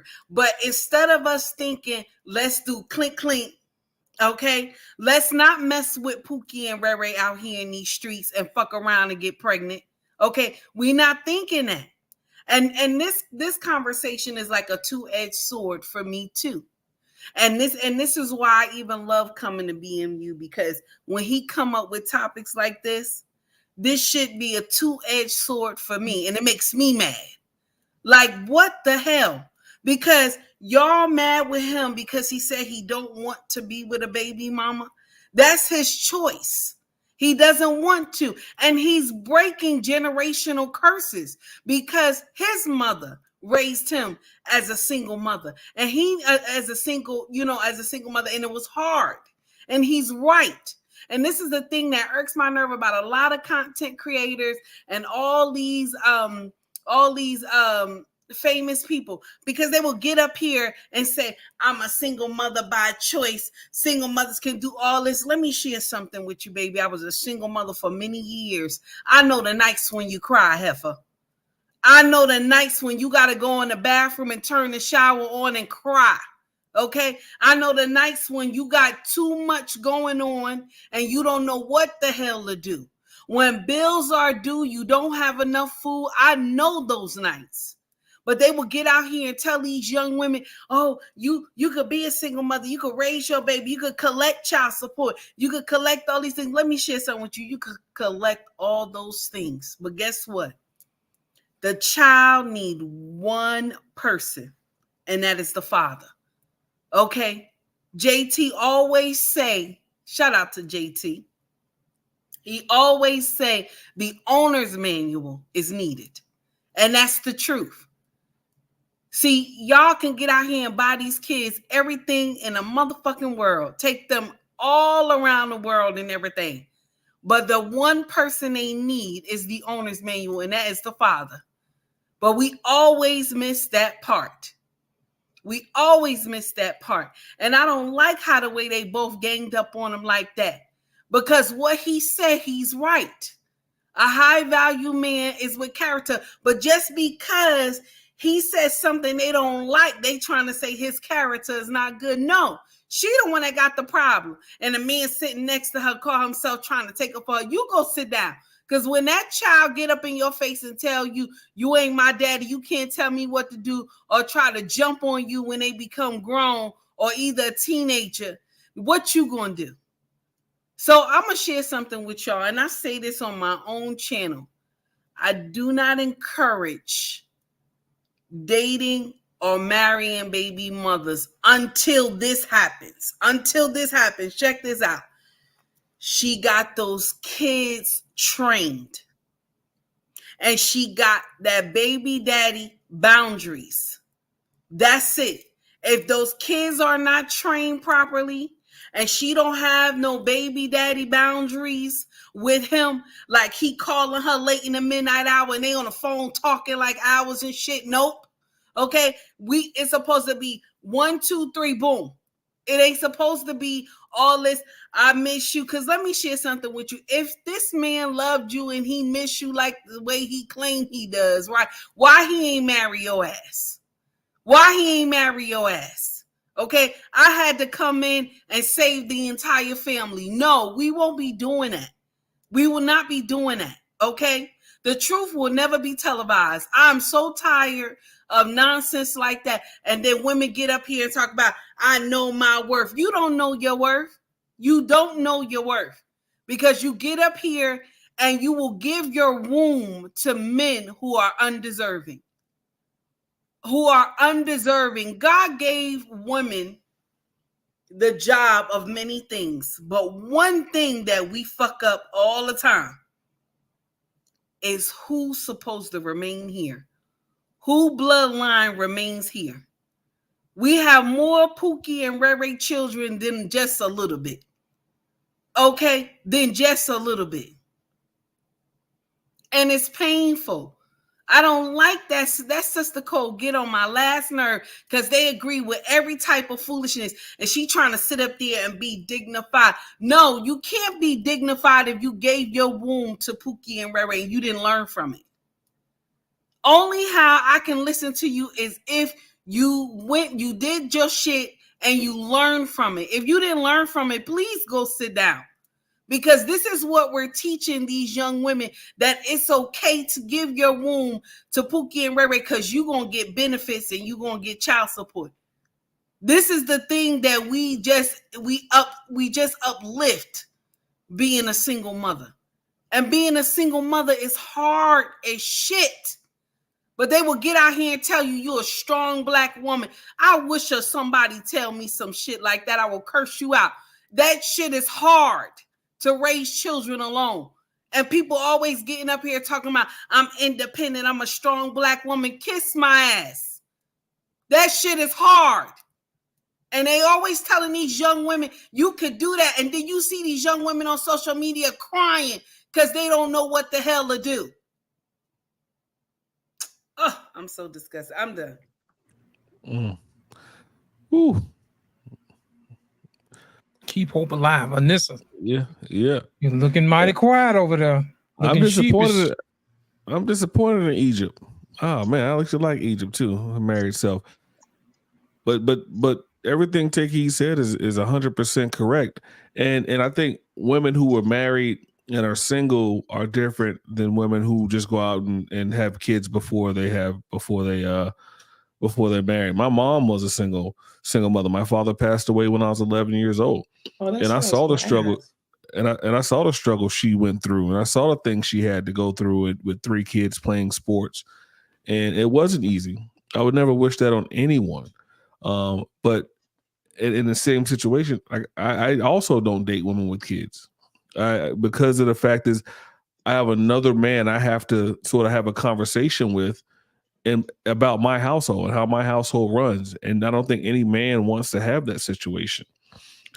So that's where I am on that one. And then not only do you have to worry about the kid saying that's not my dad, but you have to worry about if it's a female kid saying he touched me. That's a whole nother situation. Now, who do you believe? Do you believe the child or do you believe the parent? And then the third piece is that in certain states, if I take on the responsibility, even if I'm dating you and I take care of your kid, in certain states, I can be held liable for child support for a kid that's not mine. So I have, and I'm in North Carolina, and that's one of the states. Kentucky's another one. Wisconsin's another one. So there's a lot of things that come with that. And in addition to that, if you're a woman that had a kid before you were married, and you're looking to date a guy, you have to come 10 times better than a woman your age and a woman that looks like you. You have to come 10 times more than what she brings, because you come with a lot more baggage and a lot more potentially detriments than a woman that doesn't have one. So it's being a single mother is not an easy go. I always preach marry before you carry. So I'm in a total agreement with you. Take heed. Anissa? I agree with Take Heed. I agree with her position on this. I see nothing wrong with him stating what his preference is. There's absolutely nothing wrong with that. I think the ideal for any man or woman that's single and childless is to choose someone that is also single and childless. The last thing I want is a man with a bunch of babies and a bunch of baby mamas. That is not what I'm looking for. That is not what I'm going to choose. So that's the ideal situation. I agree with Take Heed, though. I mean, there are women that might have, a one kid, or, maybe two, maybe they got divorced or husband passed away. But if that mother has done a good job in raising those kids, and those kids are mannerable and they're respectful, and that's a situation that you see as a situation that you can walk into and make an impact. I don't think that those women should be totally just thrown away as if that's a bad situation, because you have to realize there are a lot of single mothers out here. But I definitely would not say that a man should put himself in a situation that is anything outside of that. If you see on the front end of that it's not a good situation, there's chaos and all kind of drama, absolutely you should avoid that. So I have no problem whatsoever with this preference, and I would never say that a man or woman has to choose something outside of what they want. So Grace, it's on you. You don't have to wait. I'm just gonna really stick to the video. Yeah, stick to the video. Stick to the video. And it really describes what my show was about last night. Women ask for a leader. Women ask for men to express themselves. Women ask to have men show emotion. And as soon as a man does that, God forbid if y'all men have standards. Holy shit. God forbid if you men have boundaries. How dare you? You're supposed to put up with all our bullshit. You're supposed to take care of another man's seed with a woman with 3 kids and 4 baby daddies. I mean, no. And the sign language that was displayed as soon as a lot of women don't like what a man says, it's right there shaming him, insulting him, making him feel guilty, having the need to be right. Why isn't it okay for a man not to want to date single mothers? It's okay for a man to say that, but women, women say they want the truth, but they can't handle the truth. I don't date men that don't have kids. Why would I? At my age, I don't date men that have more than 2 kids and they have to be over 12 years old. Because I'm not doing the new, changing diapers and did this. I've already raised 3 boys that weren't mine. I've been a stepmother, and it's a lot of work to deal with somebody, baby mama, and drama. And if a man or woman chooses not to go that route, why are we shitting on them? Why do we do that to each other? Why are we not allowed to have standards without somebody saying, okay, I agree to disagree, but the names and how they made him feel belittled and things like that, it's just unnecessary. And there's going to be a lot of collateral damage. I always say that men need to get off the sidelines and get in the game, because nothing changes if you don't change nothing. So the guy from Pop the Balloon, he's collateral damage. There's going to be a lot of damage control, but change will come if men just stick to their guns and get in the game. I got the helmets for y'all. I got the water bottle. I got the towels. Y'all get in the game. I got y'all. Okay? Trey, it's on you, man. I know you've been patient. Yeah, number one rule, don't be a step dummy. Not a stepdaddy, but a step dummy. You're a fool if you date a woman who has children. Now, here's the thing, because I hear a lot of people who will say, well, if you got kids, you should date somebody who has kids and yada, yada, yada. We are different. Men and women are different. What I can do for you and your child is completely different than what you can do for me and my child. So you might want to get with a man who actually has kids, depending on what he does for his child. It may actually work out for you. And if you're single and you can actually see what he does for his child, that's a precursor to what it would be like if you had a family with him. So this idea that you as a single woman shouldn't get with a man with a child is bogus and it's BS. We're different. We're not the same. Now, on the other hand, a man who can see a woman with a child, he might not want to get into that because your pocket's finna get run. She brings baggage. If I move a woman into my home with her kids, I am now not only responsible for her, I'm responsible for her kids too. They in my house. We are not the same. So we have to stop thinking like this way. This woman went after this man because she knows inherently that when you are a single mother, you lose value. It is what it is. You lose value. If you were to take that woman, you take 2 of them, the same woman, one kids, one has kids. 99% of men are going to take the woman who does not have a child. So she knows that she has lost her value, which is why she went after him, because it didn't make her feel good. We are not your cleanup men. We are not your doormats. Figure this shit out and don't bring your baggage to us. That's not how this works. The last thing I'll say is this. You guys that are actually with these women who have kids, and you're doing the thing where you're taking care of them. By the way, I was raised by a single mother. So I would never date a single mother. But if you are going to be with them kids is your responsibility. If you make the inherent decision to go into that situation knowing she got baggage, I'm not cutting you no slack, because you decided, you chose to take on those responsibilities. So you don't get to play that game of, well, they ain't really mine. Nope, they're yours. Because she didn't lie, unless she lied about it. That's different. But if she didn't lie and she said, look, I'm coming with 3 kids, them your kids now. Make the decision at the front door. Stop waiting until you get in the house, upstairs, and in the bedroom to say, I don't really like it here. Too late. You already in there. That's all I got. Appreciate it, Trey. JT.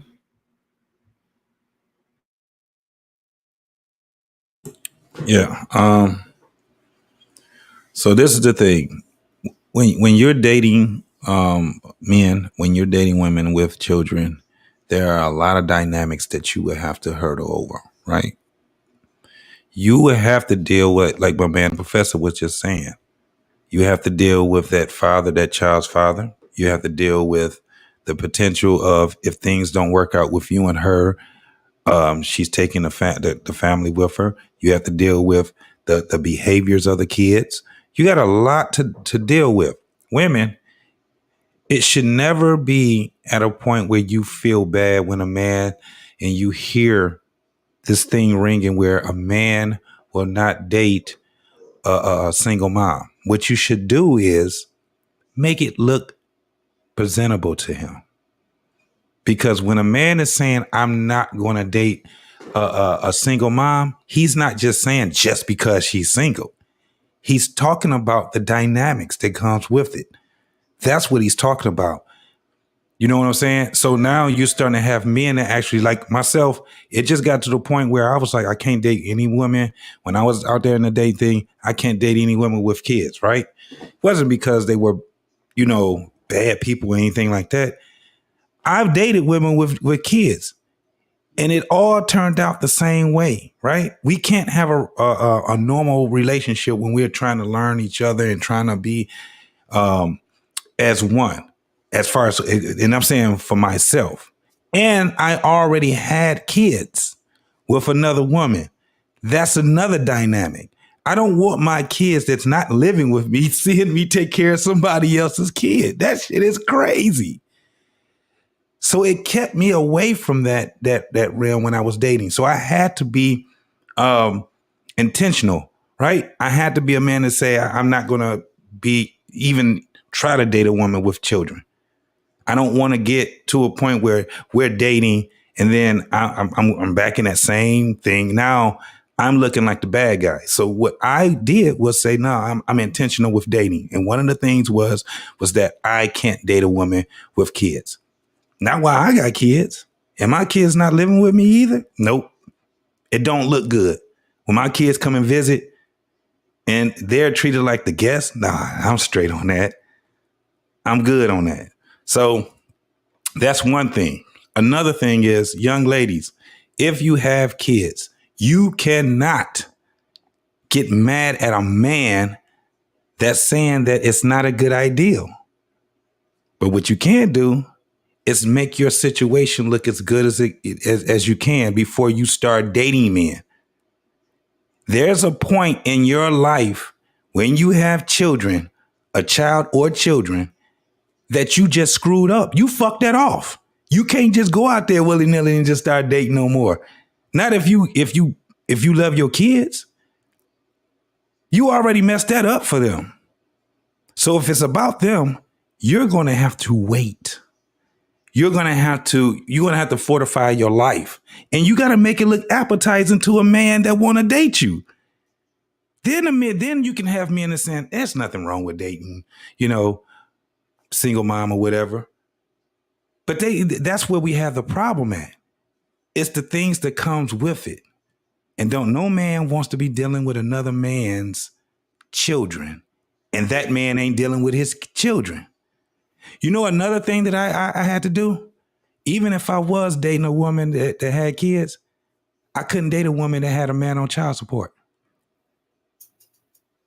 Nope. The last woman I dated, and it was some years ago, I told her she got to take that man off child support. She refused to, so I broke up with her. That looks crazy. I'm dating a woman that got a man on child support, and I'm on child support too. It's like I'm dating an enemy. Nah.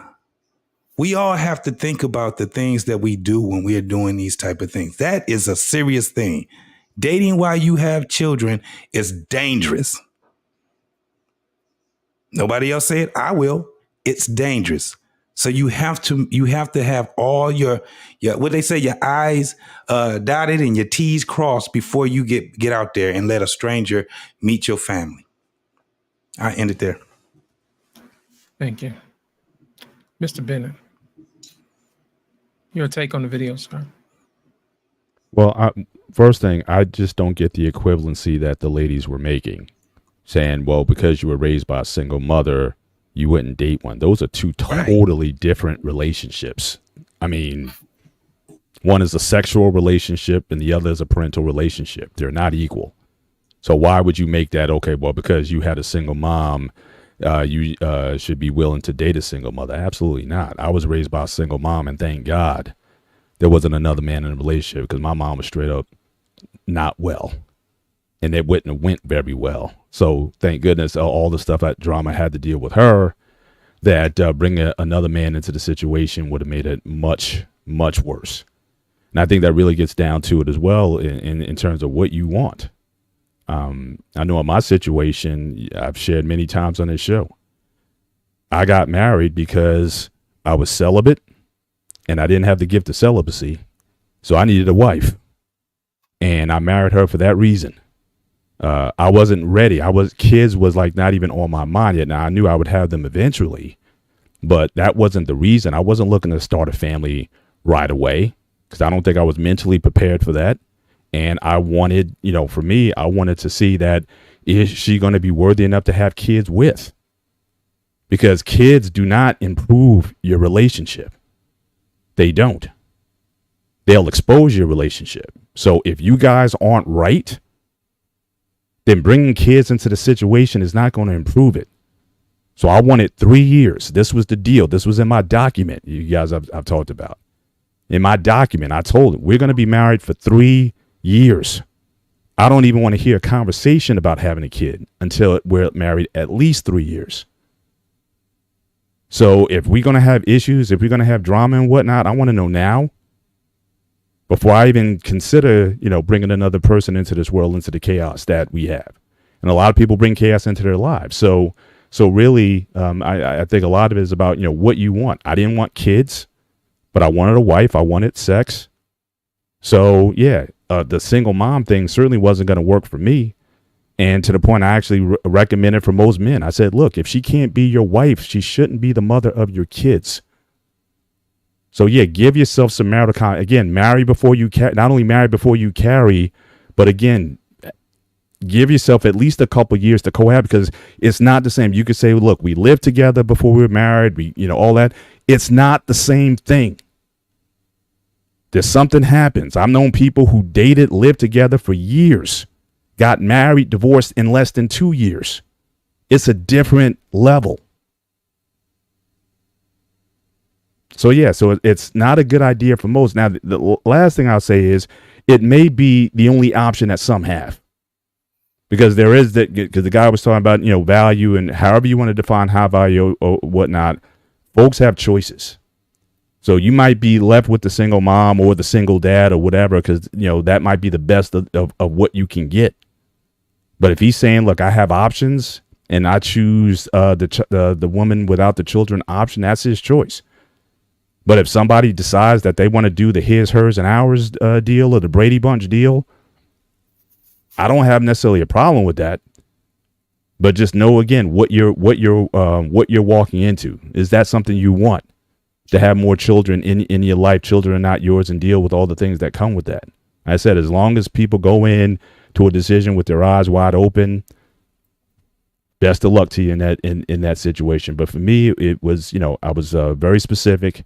And yeah, I had ladies just hang up on me because they didn't come up right away that they had kids. It's like, sorry, I don't date ladies that have kids. And, that was it. Next. So yeah, so I think it's about what you want. Are you ready for that responsibility? But even that, are you even ready to be a parent? And I think we got to be honest with that too. A lot of people having kids are simply not ready to be parents. You're not mature enough for that. And so start with that question first before you start looking at how good she is or how well she treats you or whatever. Are you even ready to be a dad, period? Even if it was your own, are you ready for that? So that's all I got on. Appreciate it. Miss Jenny, before you get comfortable with your milk and cookies. Talking about your milk and cookies. With your milk and cookies. What do you think about the video? I was really glad that what Mr. Bennett was saying, because that's what I was going to say. Just right off the bat, even before we get into talking about, should, men date single moms, and are single moms, do they lose all their sexual marketplace value, or are they redeemable? Just this idea of, because my parent was X, therefore I should look for X in my spouse is nonsensical. I know, I'm sure that woman that was on that panel with the, baby hairs and the ponytail, she would probably say the same thing for in this example, but it's still nonsensical of, oh, because I have a Black dad, that means I have to marry a Black man, or because my dad was a pastor, that means I have to marry a pastor. Like that just doesn't make any sense. And so, oh, well, your mom was a single mom, so you should date a single mom. It's like, my dad was a single dad. Does that mean I need to leave my husband? Because my dad did a good job raising me, so my husband can do a good job raising our kid. It's just crazy to even say like that, just that pose that idea that just because your parent did something, that means you have to do it.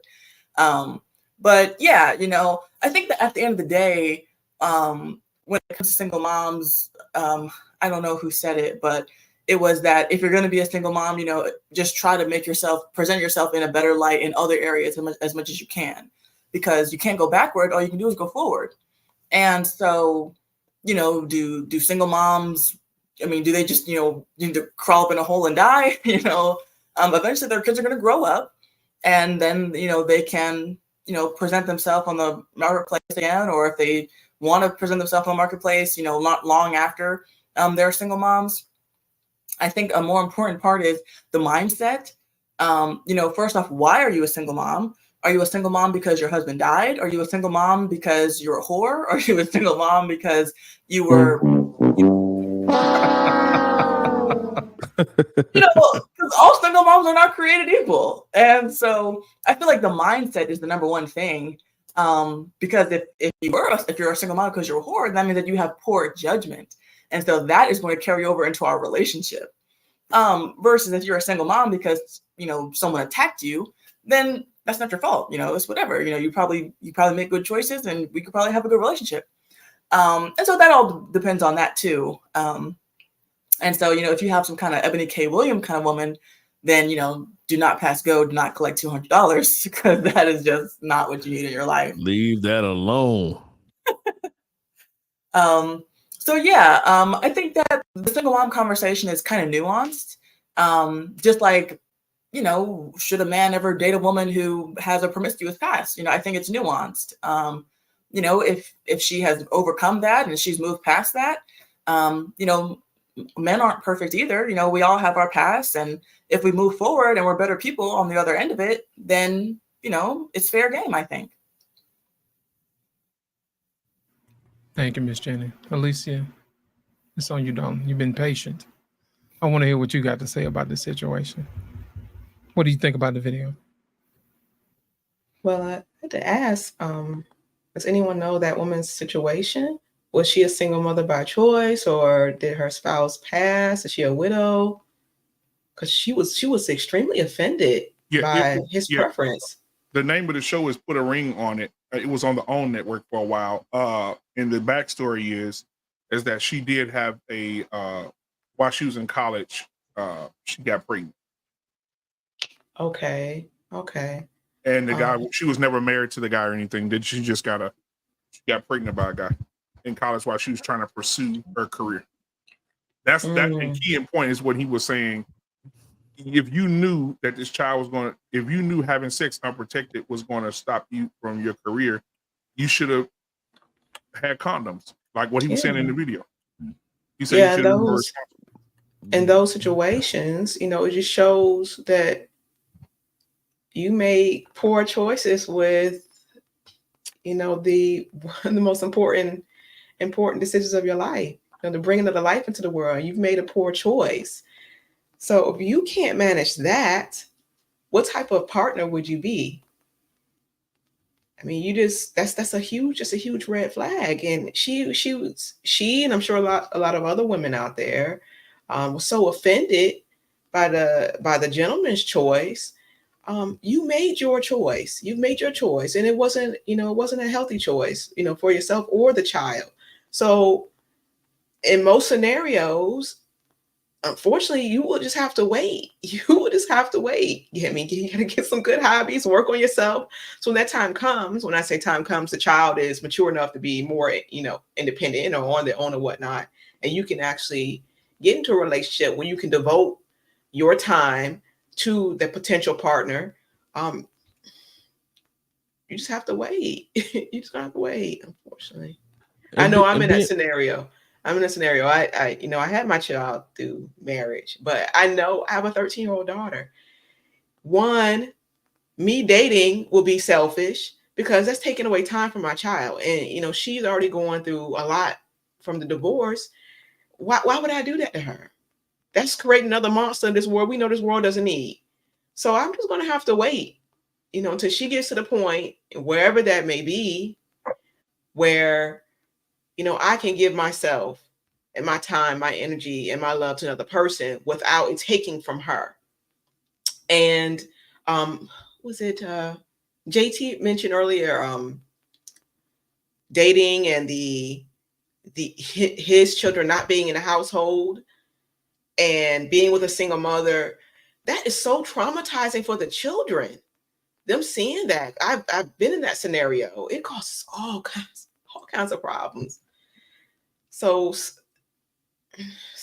it's selfish. It's selfish. You just have to, like I say, get some hobbies. Do whatever you have to do, and just wait till your time, because you forfeited that, unfortunately, by the choice you made. And BMU, can we differentiate between women who were married and are single mothers from baby mamas? Because that's totally different mindset when you're going to date someone who has a kid. But in addition to that, the second piece is you have to now piecemeal time with that woman who has a kid, because I'm available. I'm a single dude, so I'm available. But I now have to figure out your schedule and your kid coverage to date you. So it's just too much chaos to try to deal with a lady who Before we go has. down that path, I'd like to get an answer to this video before we go. Come on, RP. Because that's a good question, but I want to at least get my shot in. Yeah. My bad. No problem, Professor. I just wanted to get it because this is a whole nother topic. We can get down that path. Listen, first of all, the guy made a mistake, because I don't care whether you're a high value man or not. If you don't have a preference for a woman with a kid, it don't matter. So he gave them an out by even saying that, right? Because now they could key on some bullshit like that because it's subjective what a high value man is. I don't care if you're a bum. If you don't want a woman with a kid, you don't want a woman with a kid. And so he wasn't able to articulate his point, because now they're throwing arrows at him on a point that really is a tangential point to the fact that, hey, listen, sister, you gave your best shit to some asshole, and now you're telling me I should feel guilty that I don't want you. And he didn't know how to articulate. That's the only problem I have with these guys. They get on these panels and they let a hyena say all this horse shit. I would have told, listen, man, I don't want a woman with kids. That's it. I'm not saying she's a bad woman. I'm just saying that's not what I want. So all this bullshit you're talking is just bullshit. Why you invite me up here? Because I don't want a chick with kids. Just like he tried to say, you don't want a short man, you don't want this. That's just too much goddamn talk.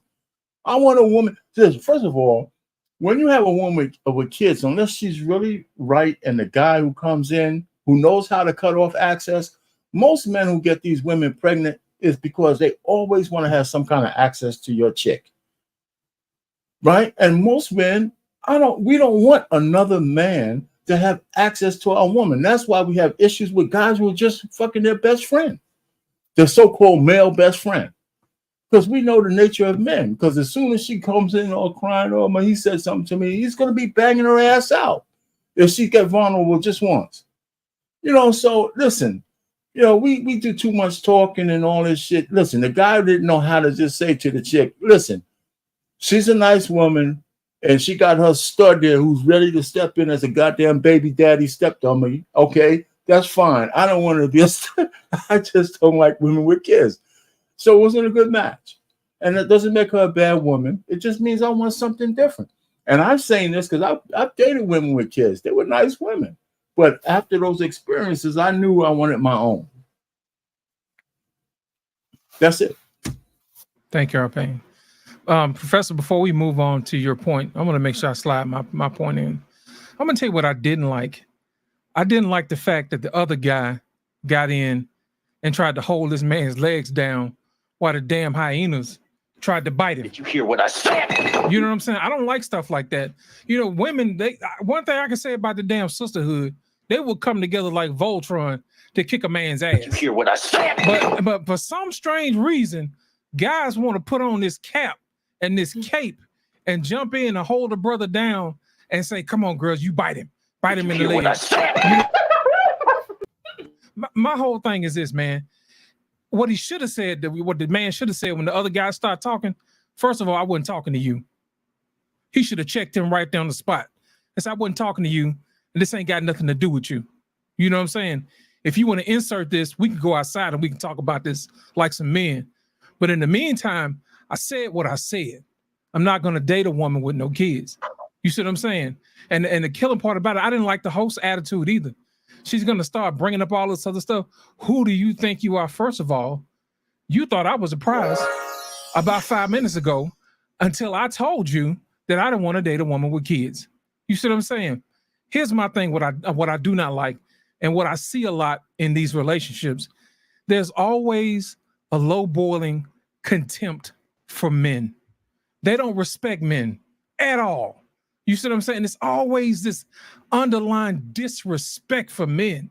You see what I'm saying? It comes from women, and it also comes from men like this chump that was sitting next to this other lady that was on the couch. You know what I'm saying? Hold on, brother. First of all, you shut up. I wasn't talking to you.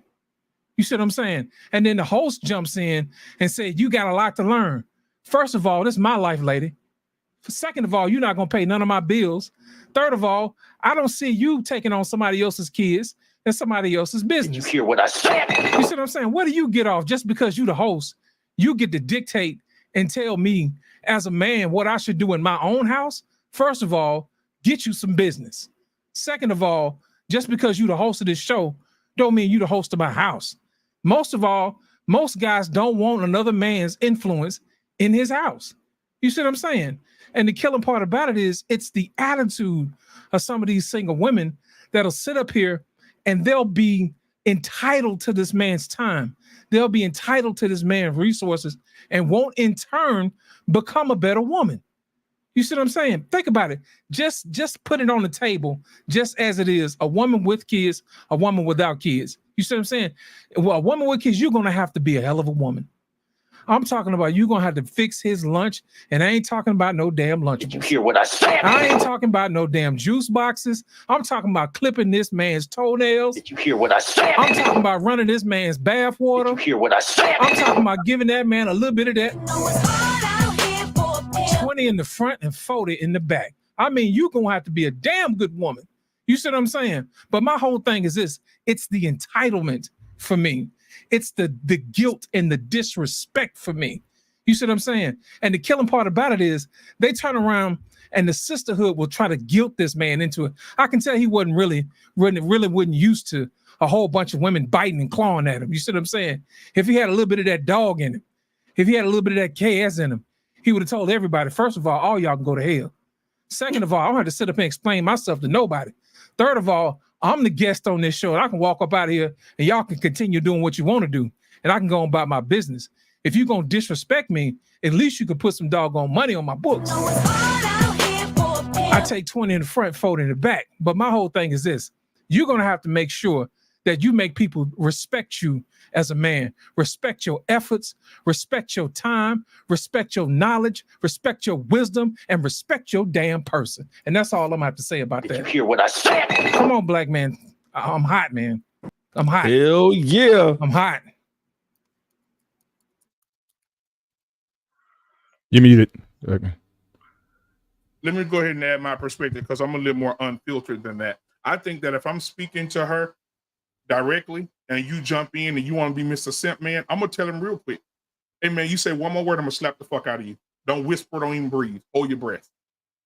Because I'm not talking to you. And I hate when men do that. When you know a woman's wrong, if a man has a choice, if a woman can say, I want a 6'9" man, I want a man with abs, his dick got to look like the pole that Moses carried through the Red Sea. Listen, if you can have your perspective, then a man should be able to have his.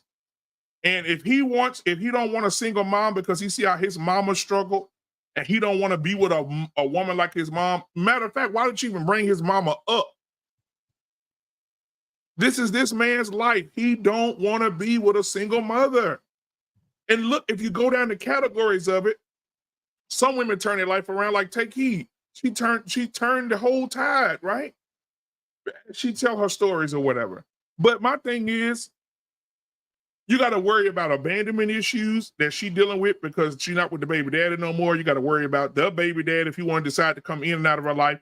You got to worry about her being bitter, mean, upset because she made a bad decision, and then you become the punching bag. And then you got to deal with that badass kid, and then she's going to tell you, that's my child, don't touch my child, don't say nothing to my child. Me and my baby dad are going to raise the child. Like, there's just so many avenues.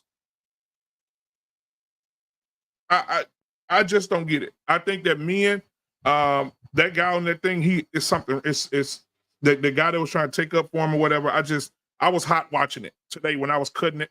I just was looking at the dude like, damn, dude, why did you have to say something? Then for Egypt, I'm with you on this, Professor. Egypt is one of my favorites. I used to love, boy, woo. Egypt has been bad her whole life. Yes, Lord. She's been, oh yes, I don't know about. She has had pretty privilege her entire life. But she's a stupid ass woman in this situation. She is.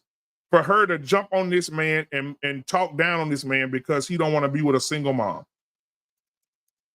Like he said, if a fat guy sat on this couch, y'all gonna say he fat. But if a fat woman sat on the couch, we need to uplift her. No body shaming. This is the world we live in today. The men, and have you ever seen it? You know, I always say this. Y'all heard me say this a million times. I've heard a song where Tupac talked about his daddy.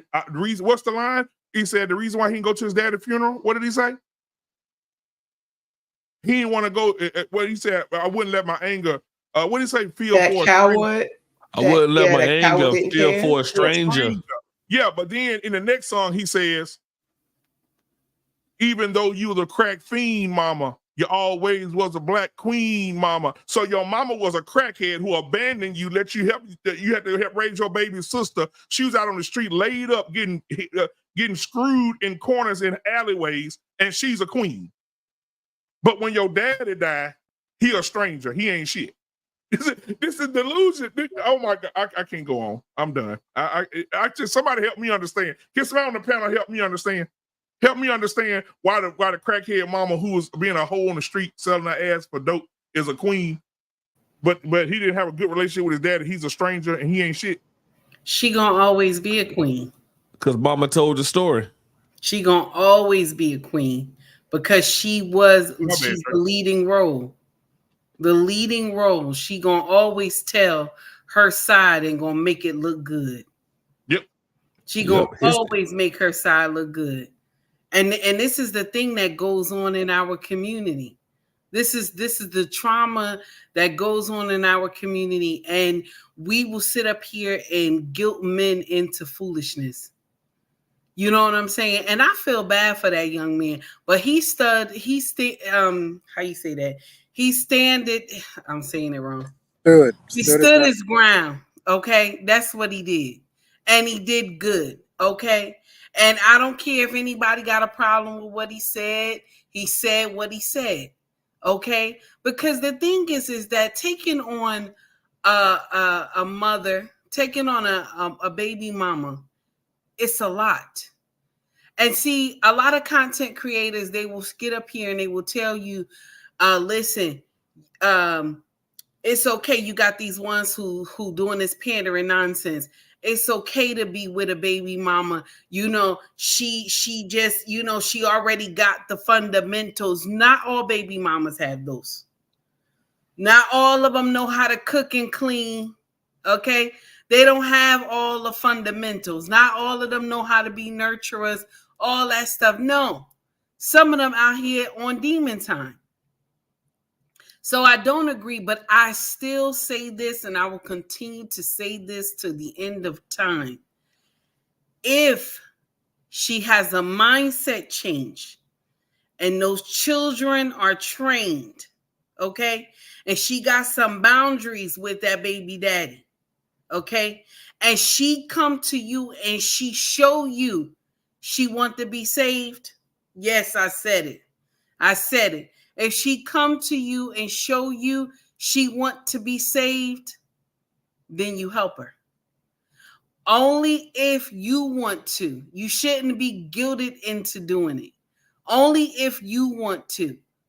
Shout out to my king because he saved me on Baby Mama Lane up the street around the corner. Okay? Shout out to my king. And that's why I always say I will forever be grateful because this man did not have to choose me.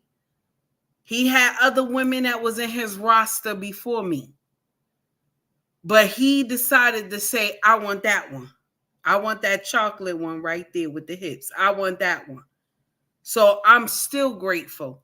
And it's going on 17 years, but I'm still grateful. And I will remain grateful because I know where my husband picked me up. Some women don't even understand when I say your husband picked you up on Baby Mama Lane up the street. And then you will get up here and say, well, I ain't supposed to, I don't have to treat him well. I don't, I'm treating him good. That's good enough. No, that's not good enough. It's not good enough. That man is walking through hell with gasoline draws on because anytime your baby daddy get ready to do some nonsense, he could ride up on this man when he coming home from work. Okay? We always forget that part. But the women in our culture think that there's no problem. There's a problem. There's a problem. We are creating the problem. Now, I'm going to share something with you. If you have a woman that she has a different mindset, then by all means, do what it do. But if she does not have a different mindset, my brothers, please leave her where she at. There's 80% baby mamas in our culture. 80%. So if one don't do right, go to the next. Because this is nonsense. And we promote it and we uplift it. Like okay, a man see just a woman, she doesn't have any children, just an average woman. And now you got one that's a baby mama and she got all this drama and you sitting up there trying to compare apples to oranges. I'm going with the woman who got no kids.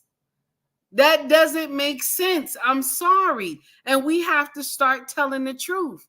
Because, listen, I will never sit up here and say stepfathers are not needed. You will never hear me say that because somebody came along and saved my family.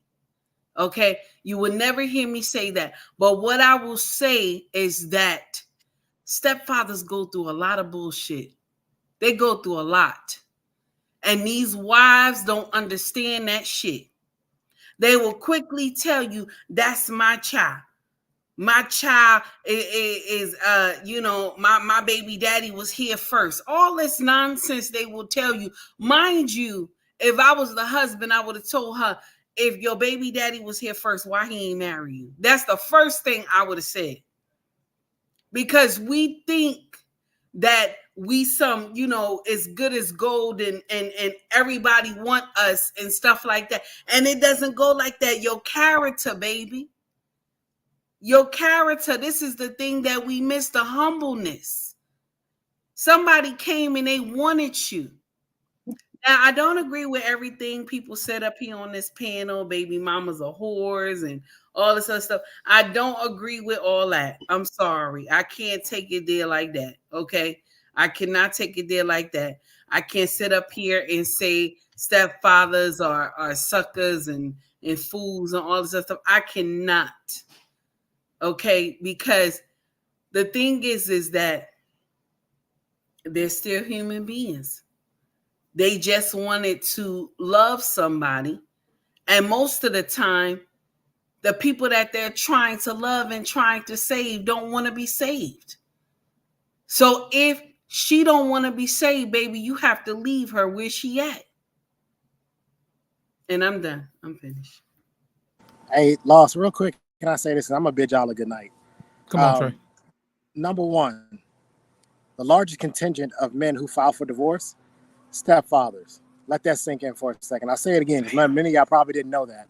The largest group of men that file for divorce out of the little 20% that do are stepfathers. Number two, I want men who want to be stepfathers and think that it's cool. I want you to ask yourself a serious question. If she had to choose between you and her child, who is she going to choose? Take a second and think.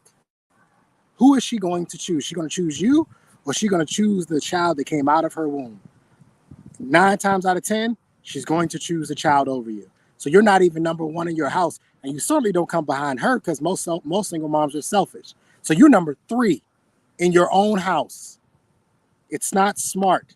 Doesn't make sense. And in some cases, you are absolving the woman from the mistakes she made if she got a divorce. There is no difference, in my opinion. If you got a divorce, more than likely, you're the one who filed for divorce. You're the one who broke up your family. So I'm not giving you a pass. More than likely, that's what the probability says. Unfortunately, there ain't a bunch of take-hees running around. It don't work that way. If there were more take-hees running around, maybe more guys should consider it. But unfortunately, the take-hees aren't running around. So the best thing you can do to save yourself is to avoid single moms altogether. Don't even have fun with them. Don't smash them. Don't do nothing. Leave them be. Let them figure it out. Because the truth is, more than likely, most of them need to go back to their man. That's the truth for most of them. Most of them need to go back home because they had no real reason in leaving in the first place, or they were irresponsible, and now you got to wait till that child turns 18 and becomes an adult. Widowers are the only pass I'll give. Widowers are the only pass I will give, and that means it comes after a lot of counseling and therapy. Because I'm not stepping into a situation in which the man is gone. And she's longing for him because she lost him of nothing happened. She didn't do anything. She lost him. So we got to make sure that the kids and her, they're mental, they're emotionally right. And if they are, then yes, that's the only pass I will give to single moms or widowers. Y'all have a good night. It's been fun. Appreciate it, Trey. Appreciate you, man. Trey. Come on, Mr. Bennett, because I know you got to go. Ooh. Nah, I have nothing, I think, more to add. But again, I still want to stress that that piece about, as a man, you have to know what you want. And I think there's too many people out here, especially in our community, are becoming parents who are not ready to be parents. I think children should come into a world where they're desired, that they're wanted, and that they're going to be loved. So let's just start there first before we talk about, blended families and all that. Do you even want your own seed? A lot of people are just not ready for that. So again, I think a lot of this, we would do ourselves some good if we just take some personal inventory of ourselves before we think we can get into a relationship with anybody. All right. So again, the exercise that I did, it had so many benefits. Not that the wife that I wound up with, but really it helped me to understand who I was. And I think a lot of people would benefit from taking some self-inventory in terms of who you are, what your values are, what you truly desire.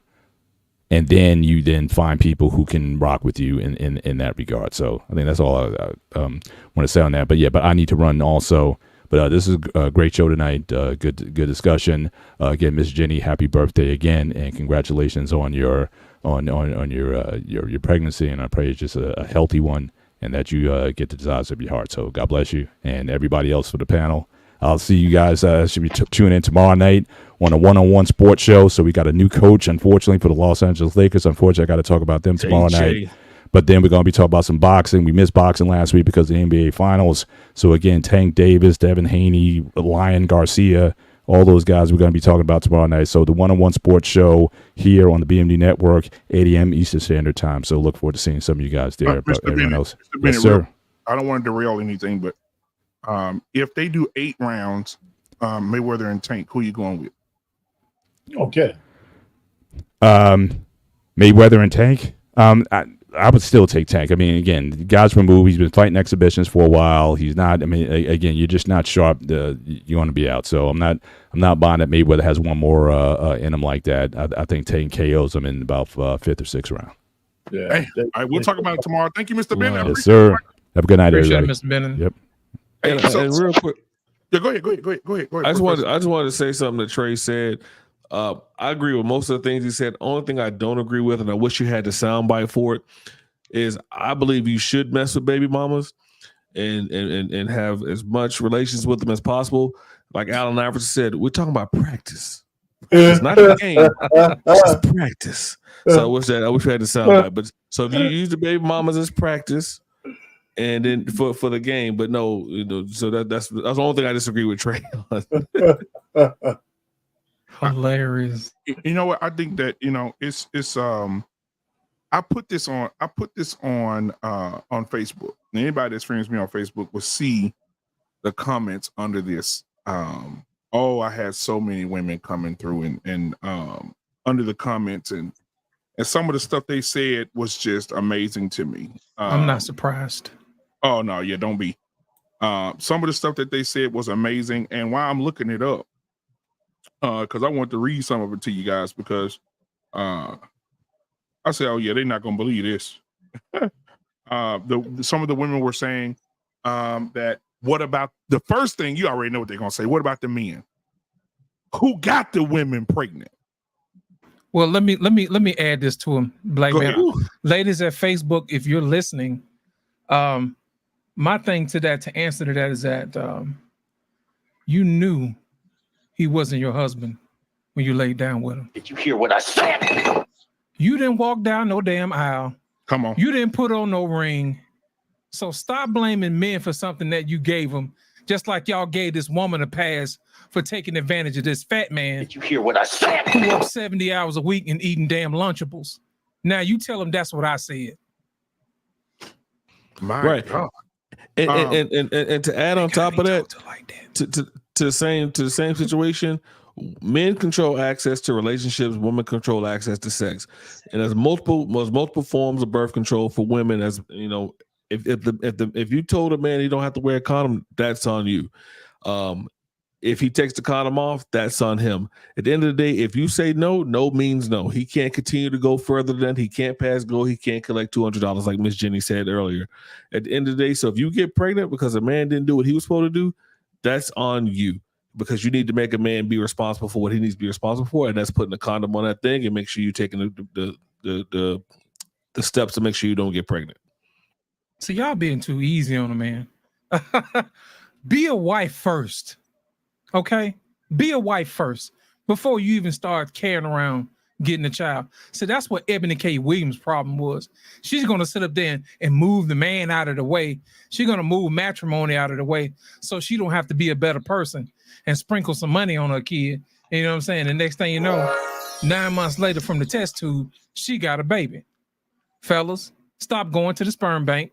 Stop giving these folks a free pass. Stop having sex with women who are not your wives. You know what I'm saying? All of that. Cut it all off. Because if they ain't got sense enough to do it, guess what? You're going to have sense enough to do it. And I'm going to leave it at that, man. I'm going to leave it at that. You know doggone well that man was not your husband when you laid down. Stop making excuses and be a better woman.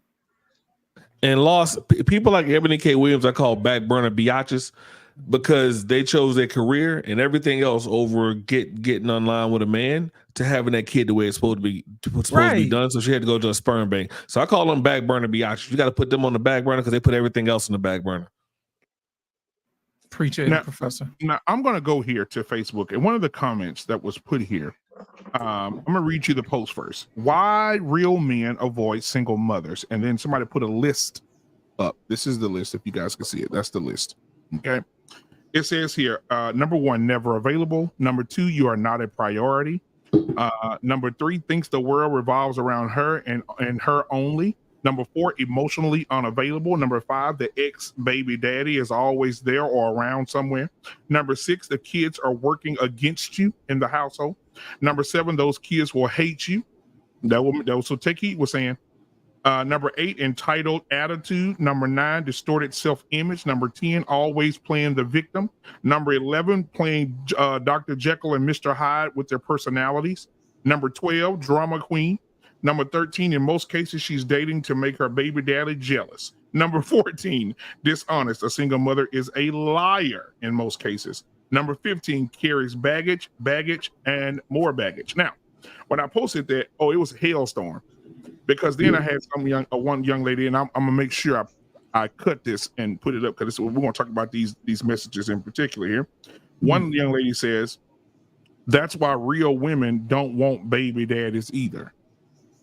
No, that's some bullshit. I wanted to talk about I'm that. Hold on, gonna JT. let you get JT, I'm still cook on this. Hold your mute while it's shouting. That's why real women don't want baby daddies either. They still want their baby mamas. They still sleeping with their baby mama. They treat their baby mama like she's a priority. If that's the case, go be with her. He's never financially available because he has too many children to take care of, always lying, because that's what men do. Childhood trauma, always on the video game, always on husband treatment when he can't even lead or doesn't have marriage as a future goal, etc., etc., etc. That's the first comment. What do you guys say to that? You knew full well that man wasn't your husband when you laid down. Did you hear what I said? And we're gonna leave it at that. Ain't nothing else you can say about that. You complain about the stupidest stuff. You complain about the brokest men, but you have a baby by him. You complain about the guys who don't have nothing going on in their life, but you have a baby by them. You complain about the guys who have kids and leave, but you complain about them. But you sit there and you lay down with them. You know why? Because that's the man you qualify for. Did you hear what I said? Because you did not become the better woman that you needed to be to get the man that you think you deserve. So this is the craziest part. My man Trey, he was talking. He led to this whole thing where he was just saying it is a difference being a single mom than it is being a single dad, right? I see you shaking your head. But let me explain something. It is definitely different. Go ahead, JT. With a single dad, that's social proof. Especially if you have daughters.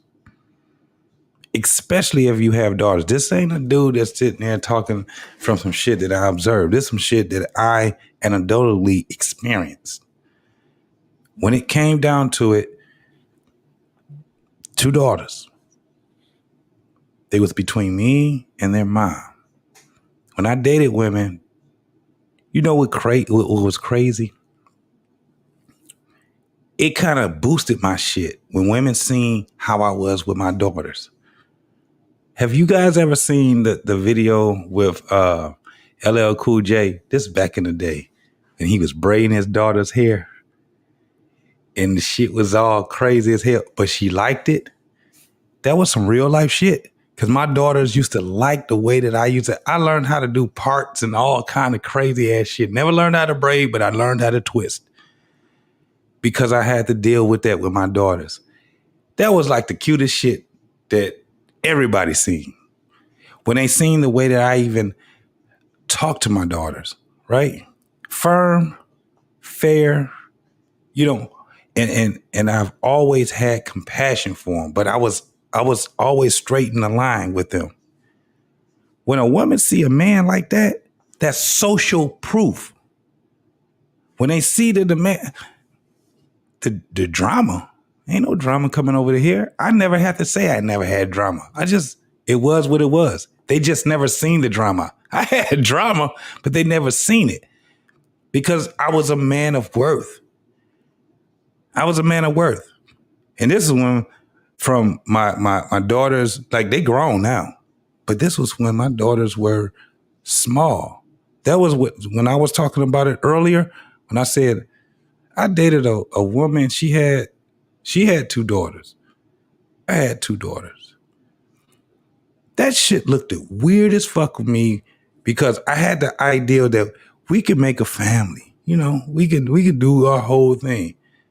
And then I thought about it, I said, I don't want my daughters coming over here thinking they're guests in their daddy's house. That's crazy to me.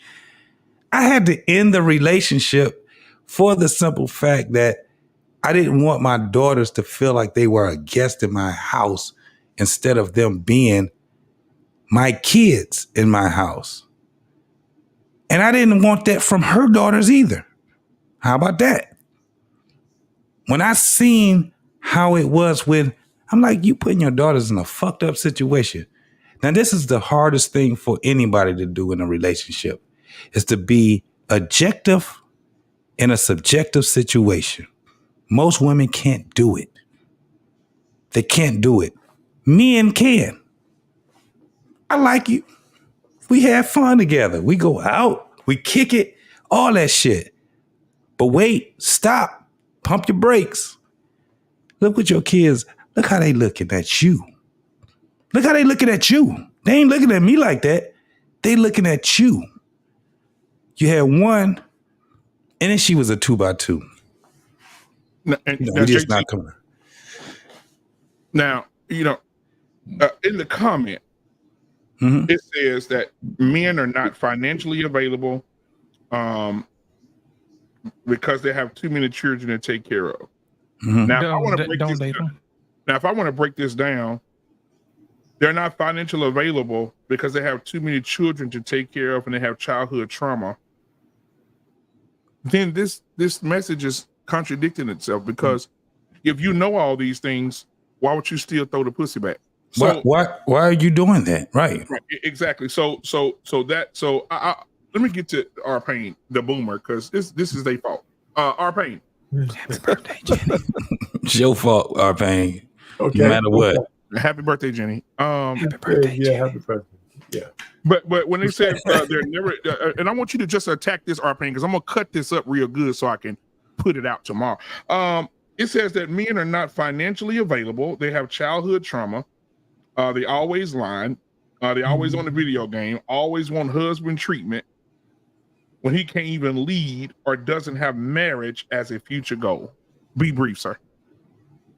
Oh, wait a minute. Now, see, now we were starting off good, right? But how come I gotta be brief?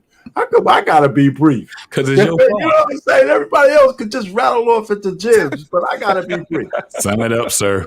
You know what I'm saying? Listen, first of all, keep up. I have to tell you, to be truthful, I can answer this, but I don't think I'm the guy to answer that question. I think the men of my day were made of better cloth. All that broke shit and don't want to work and all that shit. That's you motherfuckers. Z's and X's and millennials. I don't know nothing about that. Our pain. Yeah. I'm gonna let you in a little secret. The men still go to work and they still make money. It's some of these garbage ass women who don't respect men, who project stupidity into a situation by saying all the men are trash and they're broke, but they never come up with proof. You understand what I'm saying? Yes, My whole thing is this: you have to be careful when you're talking to idiots. You know what I mean? You can't cast your pearls amongst swine. And what you're listening to is the daily bacon of the day. Well, mostly what happens is these women come up with these arbitrary words to throw around to discredit men. It's like I told you earlier, man. That's that low boiling contempt for men. My thing is if you want men to be better, you speak to the king in the men instead of the fool in men. Right. Imagine what kind of men you'll get if you say, hey, my man is a king, a hardworking man, a man who never says stop, a man that never quits. You see what I'm saying? A man who loves his family. Imagine what kind of community you would build. But instead, these women decide to put their mouth on men and tear them down. Did you hear what I said? What I'm saying is that most of what the women say is gaslighting. They're always gaslighting. Down her home with a mouth. What does it say? Yeah, they're always gaslighting. Exactly. So ignore them. Yeah. We're not entertaining that foolishness anymore. They can say whatever it is they want to say, but talking bad about men is not going to fix their situation. No, not at all. Hey, good. That's why the question should have went to you directly. You did say that she was not going to answer that question. I don't have a problem with that. It's like they going to Burger King and ordering the biggest burger on the menu, and then they say, I would like a Diet Coke with that. No. I'm going to tell you what it is. It's like them going to Burger King and asking for a damn Big Mac. You see what I'm saying? Or a damn 3-piece chicken wing. You know what I'm saying? Knowing damn well these folks don't sell no damn chicken wings in Burger King, and then gonna tell Burger King about themselves how bad of a restaurant they are for not having chicken ready when they show up. That's what these conversations amount to. A bunch of stupidity. Now, Arpain, thank you for that. I want to get everybody just a brief, because I want to go through these messages, then we're gonna end the show. These comments. So briefly, Arpain said what he said. Embrace the grace. Very briefly, what do you feel about women from a woman's perspective? This young lady says that men are never financially available. They don't take care of their children. They always lying. They always on the video game. They got childhood trauma. They want husband treatment. They can't even lead and doesn't have marriage as a future goal. What are your thoughts? My thoughts are that women are broke too. Women ain't shit. Women want husband treatment. Women, I'm gonna say the opposite of everything, because exactly where you're pointing a finger at a man, there's 3 pointing one back at you. Okay, women are spending money on frivolous shit versus saving money, getting a 529 for their child, getting set up for college funds. Do they have that? Do they have life insurance? Oh no, they have insurance on wigs and weaves and phones, but don't have it on their children's lives. So as much as we can talk about men, we need to take a mirror and turn it on ourselves, because you can't point out other people's faults when you are a fault your damn self. Yeah. Thank you, Embrace. Now, I will say this. I heard a white lady I wish I would have had it queued up tonight. I heard a white lady. She did, those things, those little things on TikTok where she say, yes, some of this and yes, some of that, right? Mm-hmm. She said, yes, my husband's black and he takes care of his kids. This is a white lady. Yes, my husband is black and we own our own home and own our own cars. Yes, and she went all the way to the end and she said these words. She said, there in every man, there's a fool and a king. Whoever you speak to the most is the one that is the very one that's going to manifest itself. Shit. And Damn. she just turned the camera off. This is a white lady saying this. No, but let me tell you something. What she said, she had to get that from a black man. She had to get that from a black man, because I heard somebody tell me that before. I was probably about 21 years old, and I heard somebody tell me, and I was in the military too, and they said, you're two people. You're a fool and you're a king. I need to find out who the fuck I'm talking to right now. And when they said that, I didn't have the mind that I have right now. My mind wasn't manifested into what it was right now. It stuck with me until this day. I was 21. I'm 51 right now. And that shit still sticks with me. That's why you will hear me, black man, when I tell motherfucker, when I'm with the shit, and I tell them, back the fuck up. I know what I'm about to do. Because I'm that person. I'm all of this shit. I'm not one dimensional. I'm all this shit. So when she said that shit right there, she got that from a black man. I remember somebody telling me that. They're studying them. We'll talk about that too. Take heed to the message. They're liars. They check childhood trauma. They play video games. They want husband treatment. They can't lead or don't have marriage as a future goal. They're never financially available. Tiki, what are your thoughts? So I always say this on my channel that shit beget shit. So if you wind up with a man and you say that he ain't shit, you ain't shit either, ma. You ain't shit either. This is the thing that we always miss. And another thing too, the way she lists that whole column down about so-called men, that sound like a jester. A king was nowhere near that column. And I'm going to share something else with you. A lot of people, a lot of women say that they want a king, but they don't know what that entails. Okay? For you to even qualify a king, the first thing, respect has to be there. Then obedience, that's a word that y'all don't like, And so if these two are not there, you're going to keep getting them jesters. I'm done. I'm finished. We're gonna hop over to Professor. Men are never financially available. They always lying. They always on a video game. They want husband treatment. They can't lead. And marriage is not in their future. Very briefly, sir. What are your thoughts? Show y'all ain't brothers.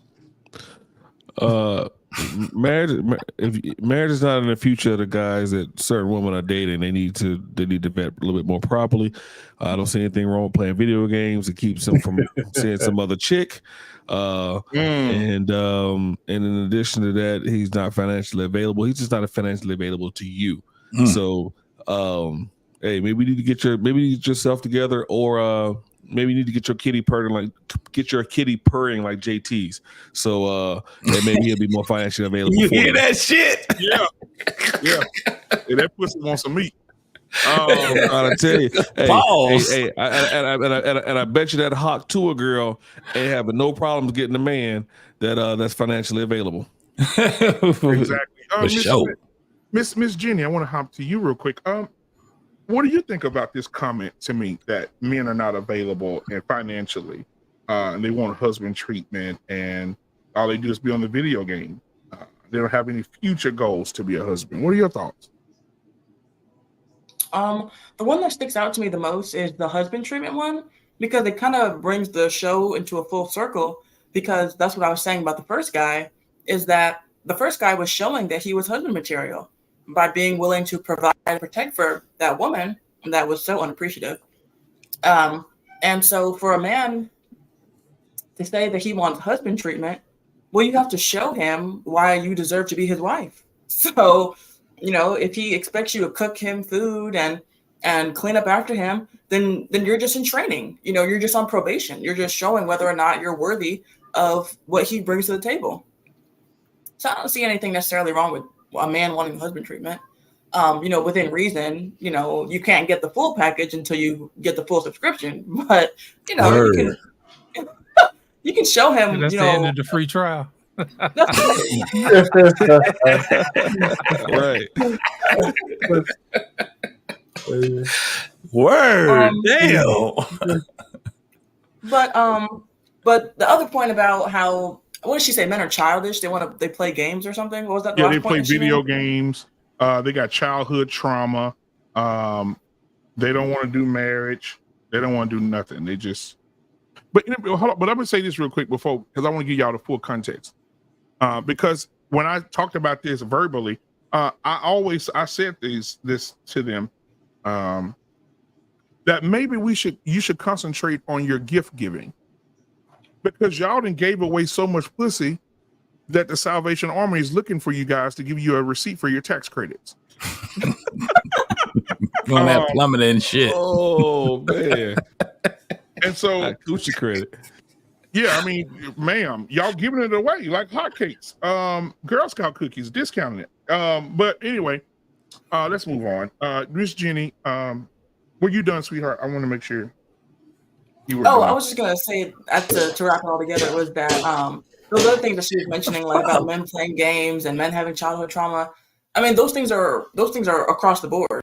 So yeah, a man wanting husband treatment, that's specific to a man, but women have childhood trauma. I mean, these men, they had sisters. So whatever trauma they experienced from their parents, they happen to their sisters. Women are childish. They do childish things like, I think playing video games is childish, but women are childish too. And so that's not some kind of thing that's exclusive to men. And so, like Embrace the Grace was saying, she was like, I'll just flip it all back on them. People are just so prideful and so just judgmental for things that, I mean, you're no better. I mean, look at these pots talking about these kettles. It's sad. Now, I want to. Okay, so who? Oh, Anissa. What are your thoughts, sweetheart? And then we get Alicia right behind you. Anissa and Alyssa. Alicia. That shit confuses me. Okay, go ahead, Anissa. I said at the top of the show that I think the ideal situation for any person, man or woman, that is single and childless is to choose someone that is single and childless. I think that's the ideal and the best situation for those individuals. I stand on that. Some of the problems that you all have with baby mamas are the same problems with some of these baby daddies. Let's just be honest. Let's be 100% honest. Some of the same things go on over there. But I think this whole show can be used as a learning tool for women. And if you don't have children, you see how the men feel about single mothers. So I would suggest that you conduct yourself accordingly. If you are a single mother and you have children, I would suggest you listen to the things that the men said on here tonight. The only way they would even consider a woman that's a single mother, and conduct yourself and your children accordingly. Thank you. Now, it went further down, and I wrote this back to them because at first I was trying to be decent and in order. I said it's not. They said it's what if the roles were reversed on this list? It don't sound too good when a woman says the same thing about a man. Why she don't want a man with children, etc., financially unstable. And I said it, and this is what I said. I said it's not stupid at all. Where we go wrong is thinking that men and women are equal, that the consequences somehow are the same for a man and a woman. It's not at all it's not at all. Women control access to sex. Without her consent, it's a crime. Men control access to relationships because we ask for the hand in marriage. Allowing a man to enter with no commitments is very irresponsible, especially not protecting yourself from disease, pregnancy, etc. Who would allow an irresponsible male to do such a thing to a woman who has women's intuition and deemed the most educated? That was my response. Oh, but somebody threw the gas on the fire then. It said, then she came back, another lady came back and said the same men that get married are the same men that still cheat and still have their affairs with the same women they don't want or don't want to marry. The point I'm making, people are going to date who they want to date, and you're just an asshole. Okay. All right, so that was on that. Let's see, I'm going down here. Oh, and then another lady came and said, I disagree with you on this one. If a man cheats, just because he's deprived of sex, he was going to cheat anyway. Let me read it again. She said, I disagree with you, BMU. If a man cheat because he's deprived of sex, he was going to cheat on you anyway. The couple should discuss why she is, she said she can't spell. The couple should discuss why she not into it. There may be a problem. Okay? So what do you guys think about that? We'll go there. Read that last sentence again. Yeah, she said, now I disagree with you. If a man cheat just because he's deprived of sex, he was going to cheat on you anyway. The couple should discuss why she not into sex with him. Maybe there's a problem. What are you guys' thoughts on that? It is a problem. She bullshitting. She did, but she said a whole bunch of nothing. She said a whole bunch of nothing. Once you put cheat in it, there's no integrity. Remember what I always say? Fuck yo. What I say? Embrace couch. You better know this. This is important. No, fuck your loyalty. Oh, okay. Fuck it's your all about loyalty. integrity. It's about integrity. This teamwork. Once you start talking about cheating, you're talking about integrity, right? To do something when nobody else is looking and paying attention because it's right, because it's the righteous thing to do. When people do this whole thing of loyalty, there's always something in the mix with that shit. I'm loyal to this person because they got money or they got fame or they can do something for me. That's what loyalty is.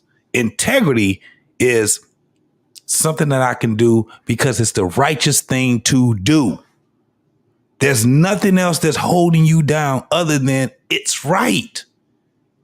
That's why I'll keep saying what I'm saying. When they start talking about, well, if it's cheating, well, the fuck, the integrity is gone. You can say what the fuck you want to say now. But how they're trying to fight against you on some bullshit. At the end of the day, the man has the right to say, I don't want to be with a single mom, period. All that other bullshit they talking about, they trying to throw all these other goddamn things in there. Man, fuck all that shit. Yeah, but BMU was just saying, listen, the real key word to what he just said was deprive. You deprive your husband of sex, you get what you deserve, period. And none of this other bullshit that you're saying matters. You know, there's no negotiation, right? Your obligation is to give me some ass from time to time, and I don't want to hear about it. Now, but they want to add cheating in it. They want to add cheating in it. Yeah, but women always talk about cheating. First of all, the only come back to them is you guys cheat more than we do. Thank you. It's already proved. I mean, women cheat much more than men do. If not physically, mentally they do, at least. And at least so, a third of the kids say they've been cheating.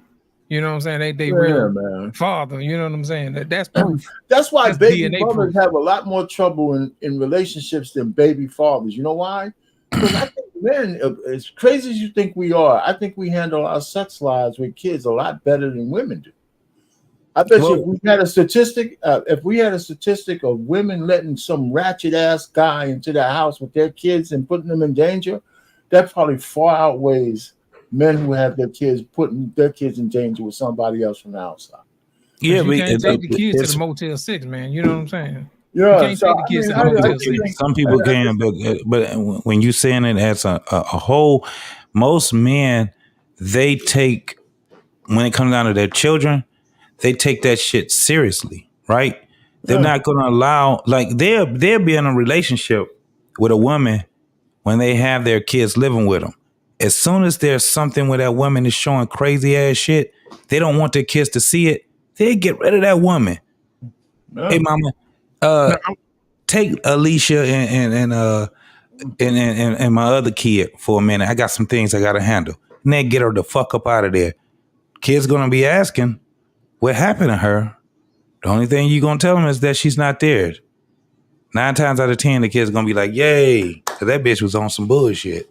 Now, let's get Alicia in here. Alicia, you've been waiting patiently. What are your thoughts on this riffraff? Well, there's as far as the woman and the list about the men playing video games and not being financially secure and whatnot, that just shows that they haven't matured and learned from their mistakes, because they keep making poor choices. Why is that man even on your radar at all? So take a look in the mirror. You get what you deserve. Why are you still there? Stay right there, Alicia, because I want to read you this other part she said. She said, "I just feel like everyone has their own preference. Like men say men are simps for dating single mothers. I totally feel the same way. A woman dating a man with children and multiple baby mamas, and she has no kids of her own, is also and should also be considered a simp." What are your thoughts? I guess that's tough, because that could be that's case by case. I definitely believe that being a single parent, as far as a man and a woman, they can be drastically different. I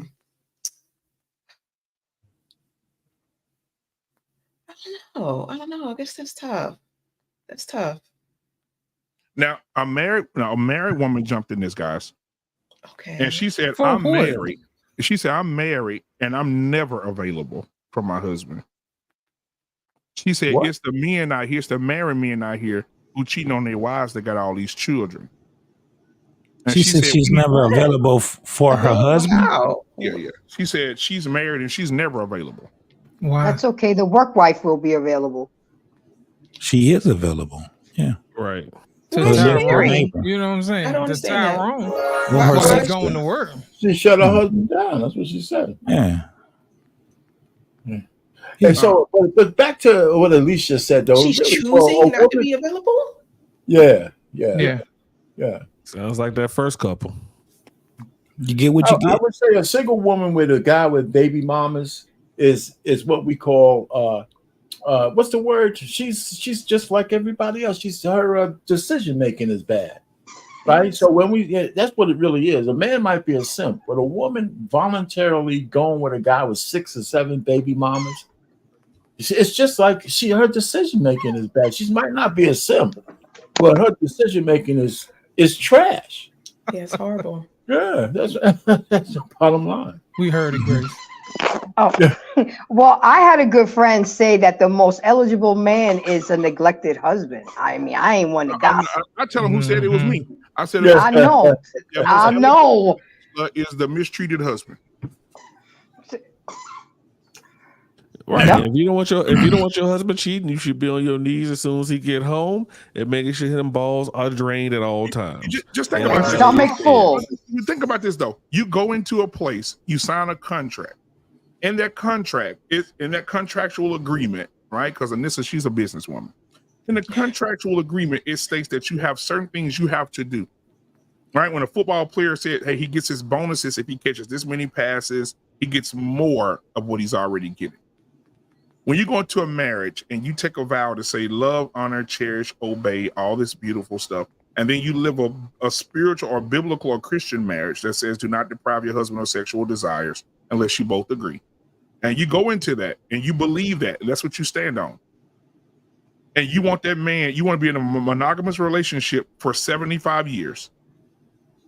You should never deny your husband anything, because as soon as you deny him, as the old people would say, the enemy constructs a plan. Oh, I know how to break this family up. This man needs something from this woman. He's asking her for it. She's telling him no.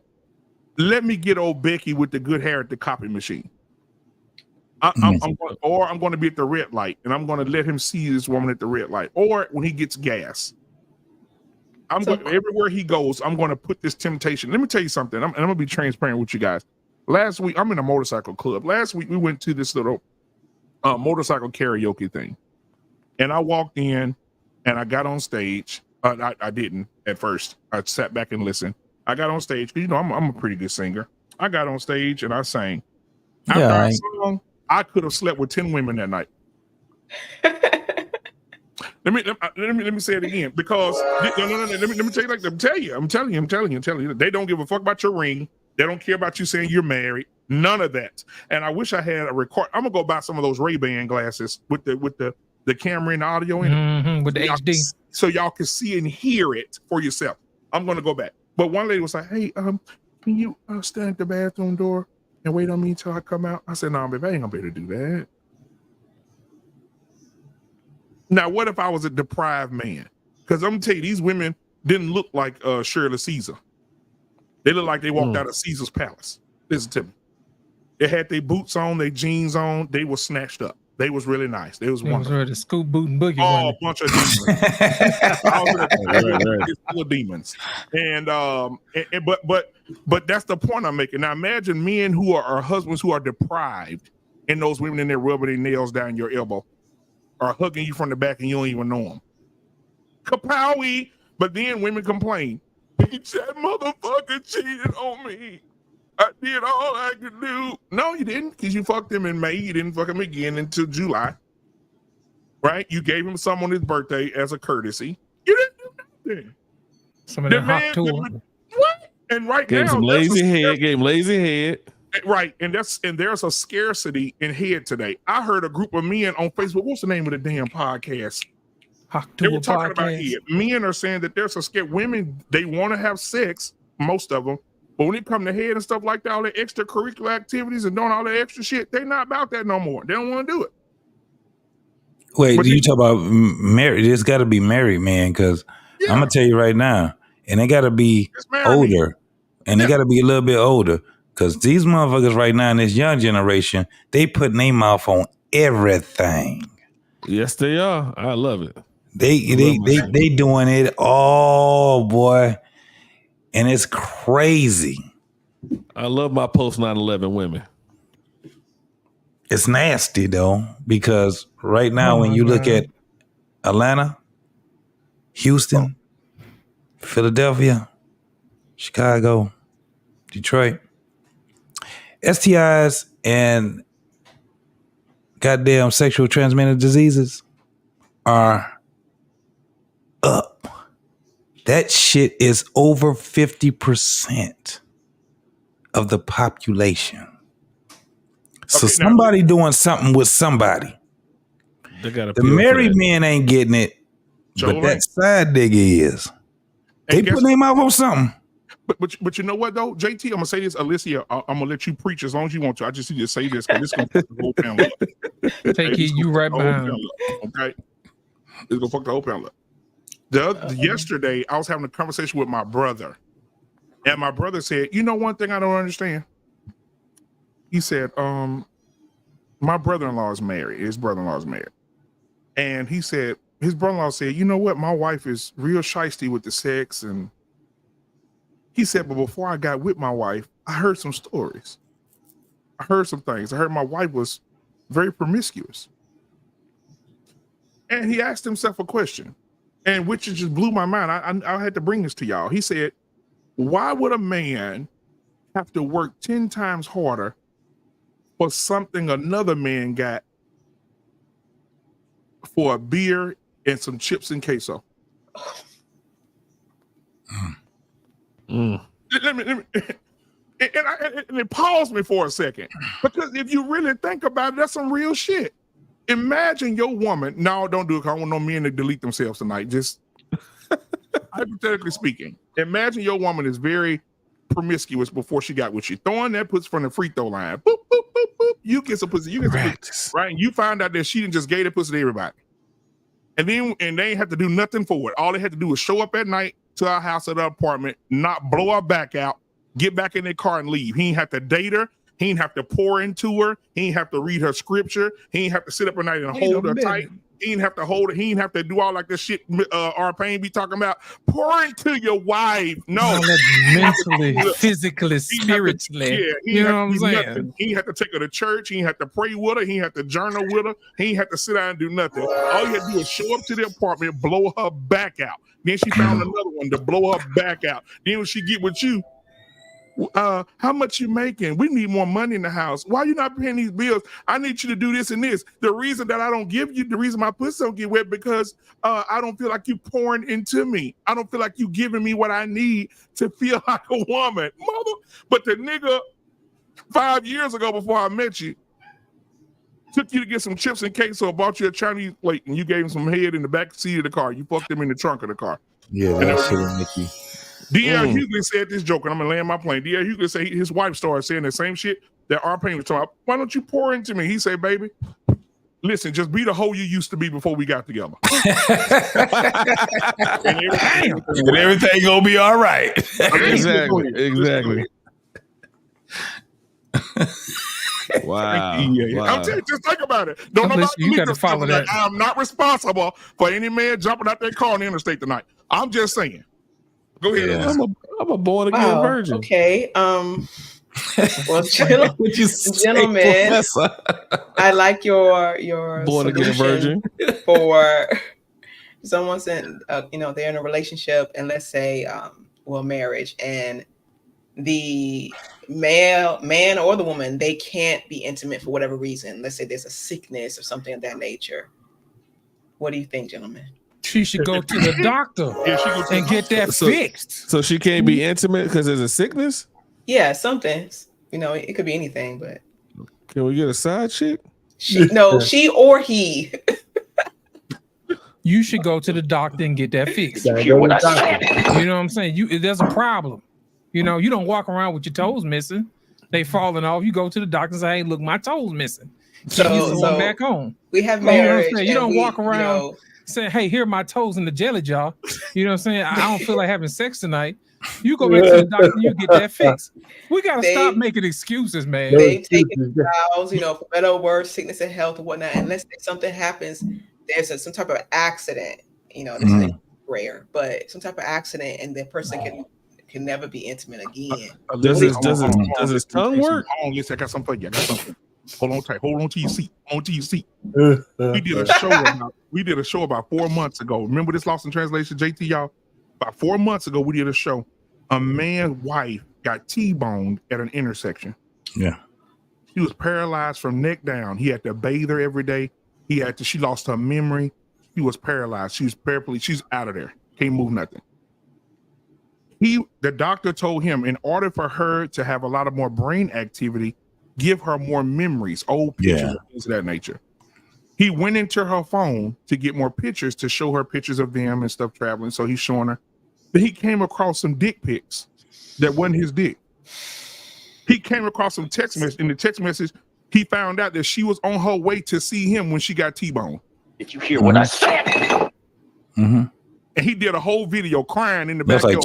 Saying, I've been bathing this woman, I've been taking care of this woman, I don't seek other women, I've been taking care of her, and she can't do anything for herself. And the reason that she's like this because she's on her way to be with her side nigga. Take heed, is that true? These hoes ain't loyal. Man, listen to me. Listen. What you say? They what? They ain't, no, don't worry about it. I'd rather a preacher say it. These hoes ain't loyal. You. I mean, listen, because on her way, man, on her way to get that meat, another truck T-bone and put her to sleep. And now she's sitting in the bed and all she hears a beat. But you still answer a question though. If it was me though, I'll ask the question, but if it was me, I'm thinking that I'm just gonna roll her outside. I'm gonna call. Don't say it. Don't say it. Okay. You gotta let him finish some stories, man. You know, that sounds like a reverse Tyler Perry movie. Got in the bathtub, just laying in the water, bubbling, and can't. I disagree. I disagree with all of y'all on the panel. I disagree with all of y'all. Put some hot grits on her. Why you disagree, Jackie? I disagree with all of y'all. Because a man can be deprived, a married man can be deprived of not getting that punani, okay? And he will not cheat, okay? That's true. Oh, that's true. That's true. But he could. Well, shit. Well, we got our my husband wouldn't. No, that's absolutely, that is absolutely true. Yes. Now, he could go 2 to 3 years without fucking, and he won't cheat. He won't. You want to know why? He did. Because he's trying to hold that. He's trying to hold that family together. That's why. And then I'm gonna share something else with you. I deprived my husband too. Yes, I do. Yeah, right. No, You wanna know why? You wanna know why? Why? We ain't fucked this morning, but we did last night.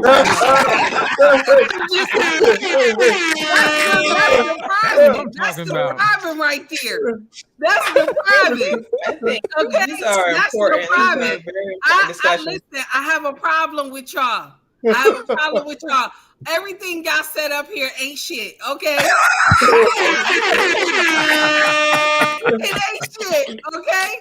So me can be deprived and still be able to go to work because my husband left for work this morning smiling.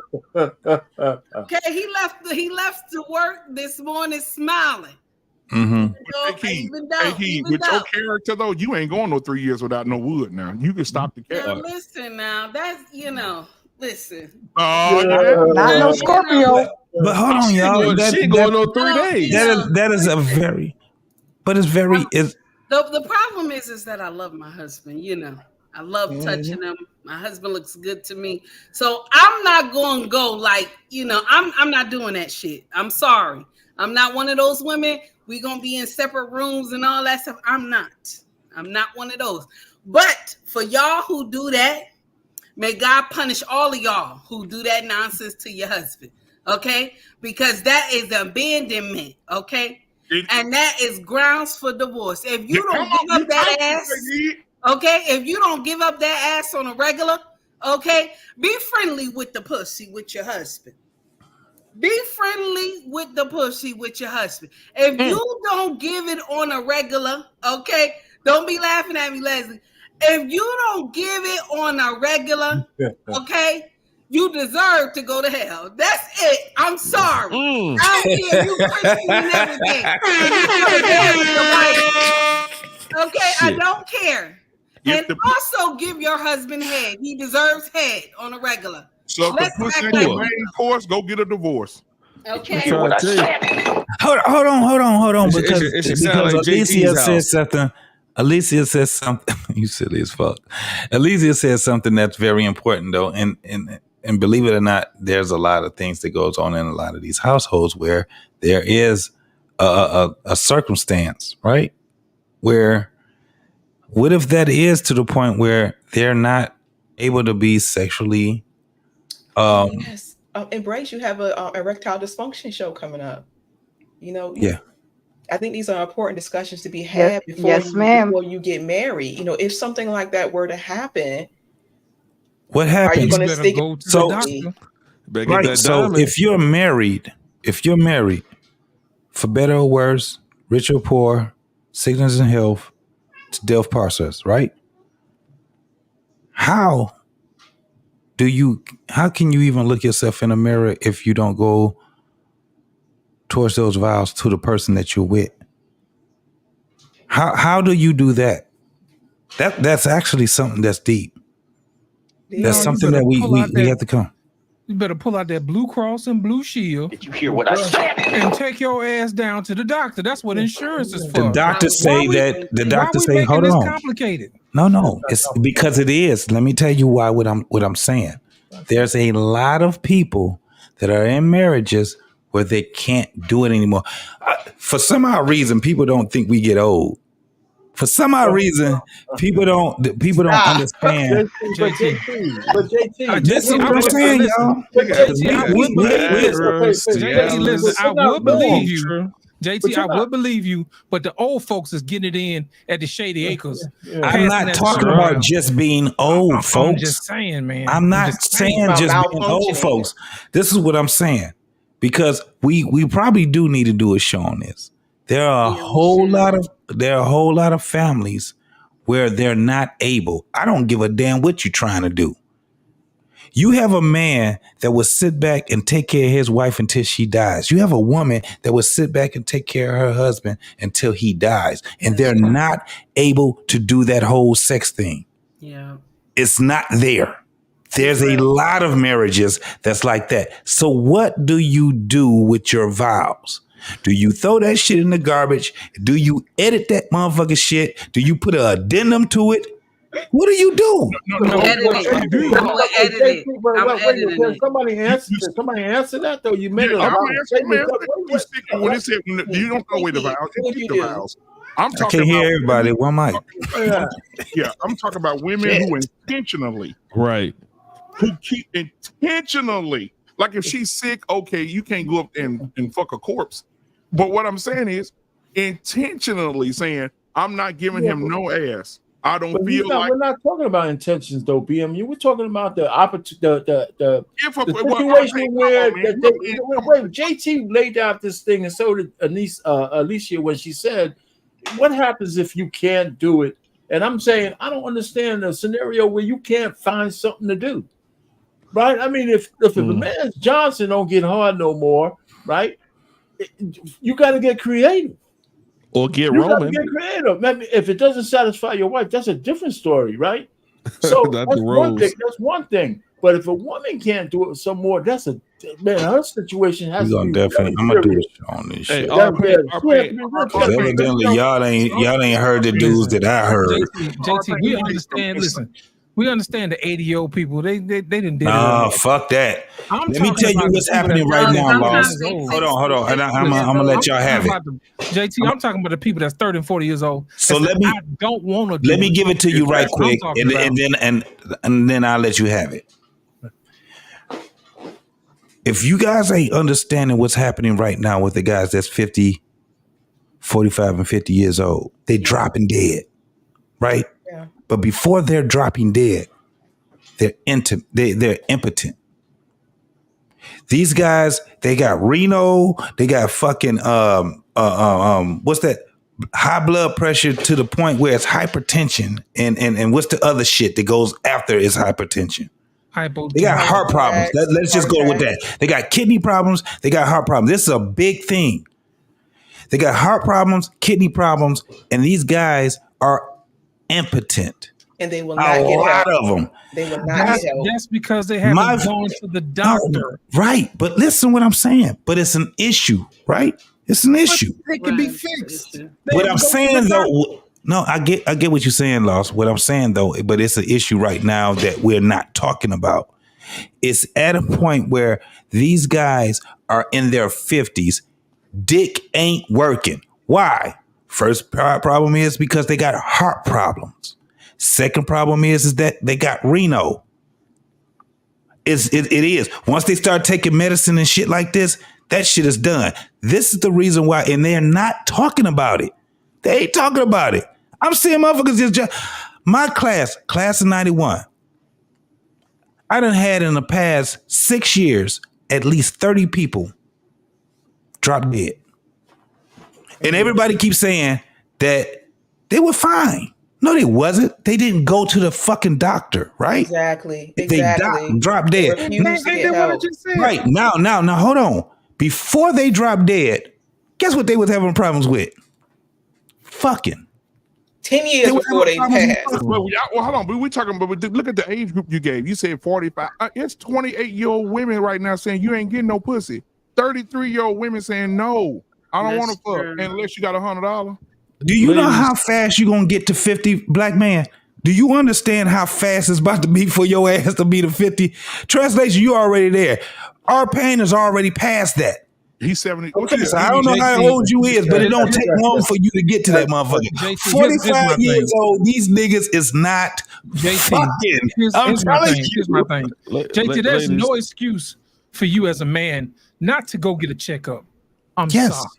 I agree. I don't care who you are. You get vacation days, you get sick days. Go to the doctor. Make your health a priority. Yes. My thing is this: before you start complaining about sex, go get your heart fixed first. Get your blood work done. All of that stuff. Check your kidneys. Don't even worry about sex right now. Get your body right. You see what I'm saying? Get in the gym, like Mr. Bennett would say. Take care of your health, man. Don't worry about this other stuff.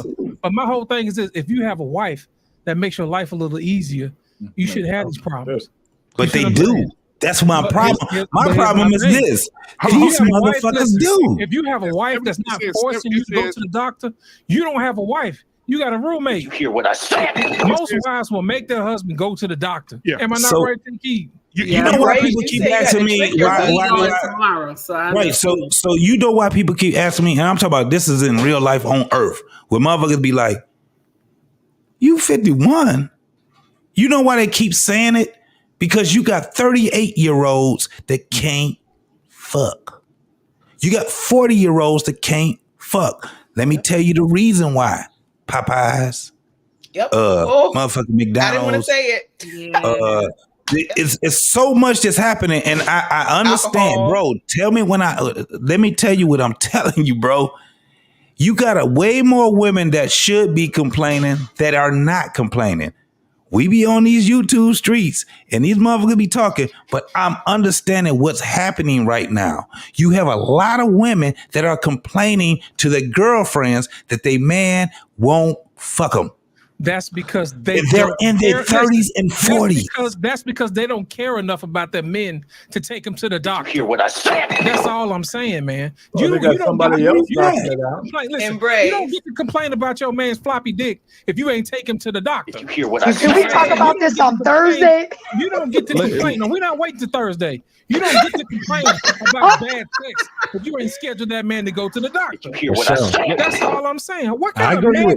What type of world do we live in where these women ain't on their job doing what they supposed to be doing in their role to make sure everybody's health is right, and you complaining about what you ain't getting? You hear what I said? That ain't the most selfish shit I ever heard in my entire life. JT, we gotta stop the bullshit.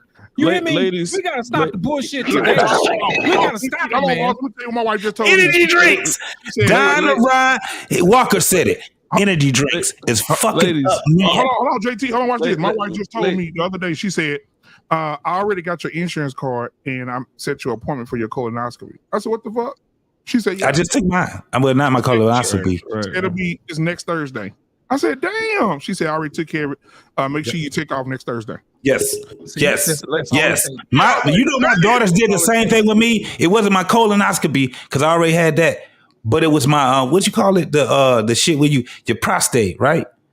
They was like, you need it, and I would every day in the morning time all the way. If I did not make that appointment, my kids was on my ass when it came down to it.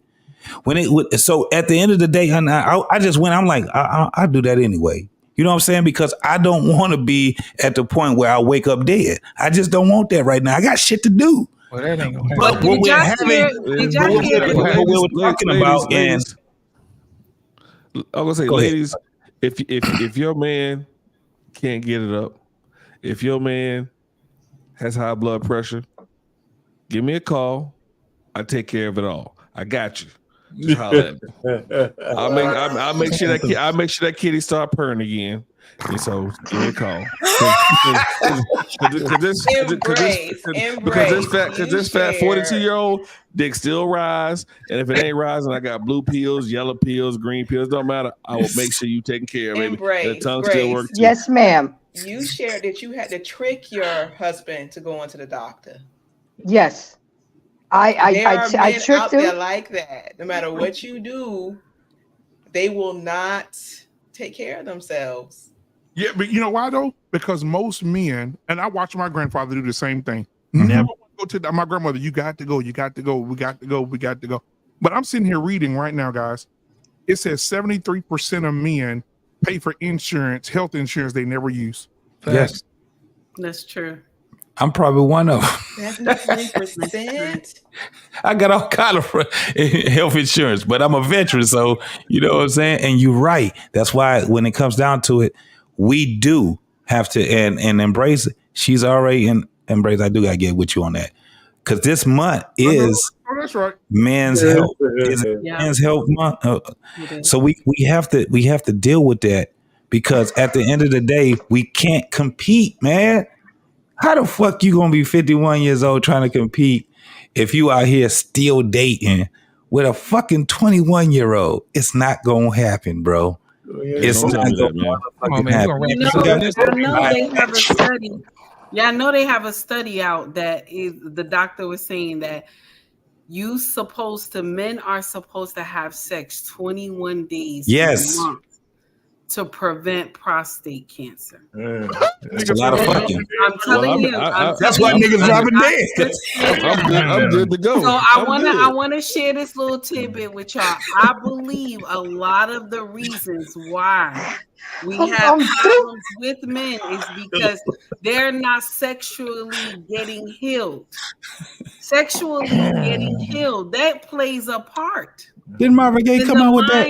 I got Marvin Gaye playing all the time. It plays a part, but we always miss that part. A lot of men that are say 30 or 40 years old, they're not sexually active, they can't get it up. You want to know why that usually happens? Because they're not getting it. You don't use it, you lose it. There's not a desire. Sometimes we don't play into that because the psyche messes with a man. Yeah. If you don't be enticing to your husband, if you don't tease him. Also, another thing too, if every time he's asking for you to make love to him and you shut him down, this is what happens. This is what happens as well. And now, yes, it's a medical thing as well. It's a medical issue, but also it's a mindset issue because he's sitting up there like, I'm hard as a rock. She can't never touch me. What the hell? So he'll just shut down and say, forget that mess, instead of us being more inviting. So when he tap you on the shoulder, you got to tell him, baby, come get this pussy. You know what I'm saying? That's what you got. And that can create, So this is the problem that we miss. We miss this too. So and then some marriages, they don't have any affection. They don't have any intimacy at all. You know, one doctor was saying that every morning a husband and wife should do a 6-second kiss. That means what it does is if you kiss your husband 6 seconds long every day, this is what he said, 6 seconds in the morning, he said you add 4 years onto their life. Now, I tried this on my husband. He was laughing. And this is what he's going to tell me. He's going to tell me we kiss longer than 6 seconds. I said, I know, because it always leads somewhere. But this is just the 6 minute in the morning, okay? Before you go to work, and he's gonna tell me this is not gonna go well for us. Let's just try something else. Maybe when I get home, do something else. Try something else. It's not gonna work out because I got to go outside this door. So that's why I'm telling y'all, for y'all that it's gonna work out for y'all, it's not gonna work out for me the way I want to. It's gonna go left. So now, What you do is do that 6-second kiss and whatever else you trying to do, try to do it longer. Okay? Try to do it longer. Wake up, wake up. Something. Okay? This is the problem too with our brothers going through so much because there's not enough love making. All these problems in the world, there's not enough love making. Even in marriages as well. This is the problem. And listen, I know y'all like take heat always talking about pussy, but I'm telling the truth. Yeah. I'm telling Yes, the you truth. are. I got a question for the panel. That girl good. I got a question for the panel real quick. 3, I think. What group of men out of every ethnicity has the highest divorce rate? Black men. Great, good answer. Who has the most sexless marriages? What group of men? Black men. White men. The study shows 21 days of sex a month prevents prostate cancer, correct? Yep. Yes. Right. Yeah. What group of men lead in prostate cancer deaths a year? Black men. Black men. Ain't this a bitch? It says twice as more than white people, 5 times more than the Hispanic men, 10 times more than Asian men. Dude. Okay. Sorry, black man. Now listen, that's because black people eat a lot of bullshit more than everybody else too. It's not just man. White folks That's not a good white. That's not scientific at all. I hear you. But I hear you. But you can't tell me that white men gotta lead in everything, not getting no ass from their wives, man. They shut them motherfuckers down after they say I do. Not Becky. I dated a lot of I dated a few white women. They ain't never shut me down. That's why my Nah, you was saying as far as like when you hear someone that's complaining about not getting no sex, normally it will be a white man that's talking about not getting no sex from his wife. People absolutely. The statistics don't not show that at all. No, it is. So it's not just demographically, but I can tell you right now, there's a lot of white men that are in sexless marriages. You know why? Because those white women that they were married to are fucking men on the outside, whether it's black men or other white men. They are doing that shit. And they don't have no desire to be fucking this dude with them goddamn loafers on, and this motherfucker got to sleep with a goddamn CPAP on and all that crazy ass shit. So it's definitely white men are leading. Now let me tell you something, black man. What I experienced when it come down to this prostate shit, these doctors they can't even agree on this shit. I had a doctor that told me that. No, they just want you to get your prostate checked by the time that you're 45, 50, but we still don't know. So let's do some blood tests first, and then we'll go from there. Wow. You will have them motherfuckers arguing back and forth. I don't want to sit there and play with your penny when I don't have to, when all I got to do is do the blood test. You got doctors that say that, but then you also have doctors that's also saying that, no, by the time you're 45, you need to get that shit done. So they don't even know. They have no idea of what is causing men, especially black men, to have prostate cancer at the rate that they're having it. They still don't know. I think black men just summed it up pretty well. JT, hold on. This will take just give me just a sec because I'm reading. I got the right. It pulled up right here at the National Institute of Cancer. It said the study shows 30,000 health professionals and doctors have determined a factual thing.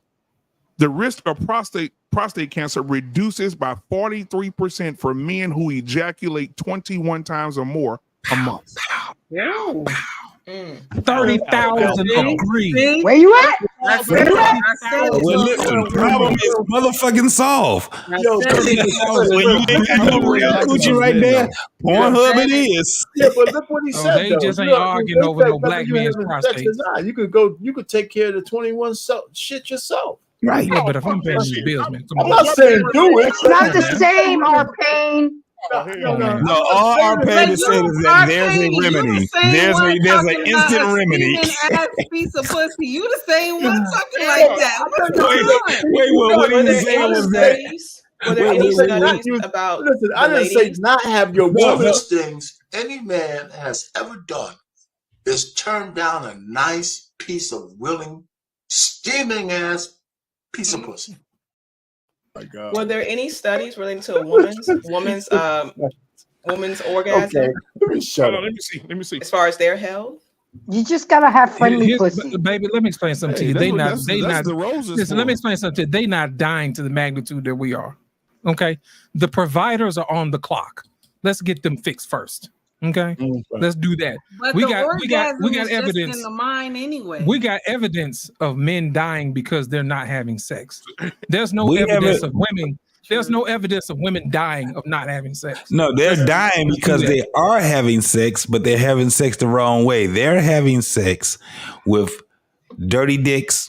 They're having sex with dirty ass toys. They're having sex because this is what's going on with a lot of women. Now, understand this also. Anal cancer has risen tremendously. What? Say what? For women and gay men. So it's not so the issues we have together, we don't have black men and black women. It's not because of the same things. That's what Lost was just saying. It's the total opposite with women. Hold on, wait a minute. Okay, look. He got his bag. You guys read, man. This is on CNN. I swear to God, CNN. They just said it. Yeah. Web doctor education on CNN. This is what it says for the women, because I looked it up because Alicia asked me to, or she's asked about it. It says here for women now. Y'all get ready for this. Women who perform the act of fellatio and swallow semen on a regular basis 2 to 3 times a week, it can reduce breast cancer up to 32%. It's like a 2008 study, right, BMU? I remember reading that. It's like a 2008 study, right? Yes, sir. So less nagging and more gagging. No. Not with a dirty dick, though. You can't get it to every man. No.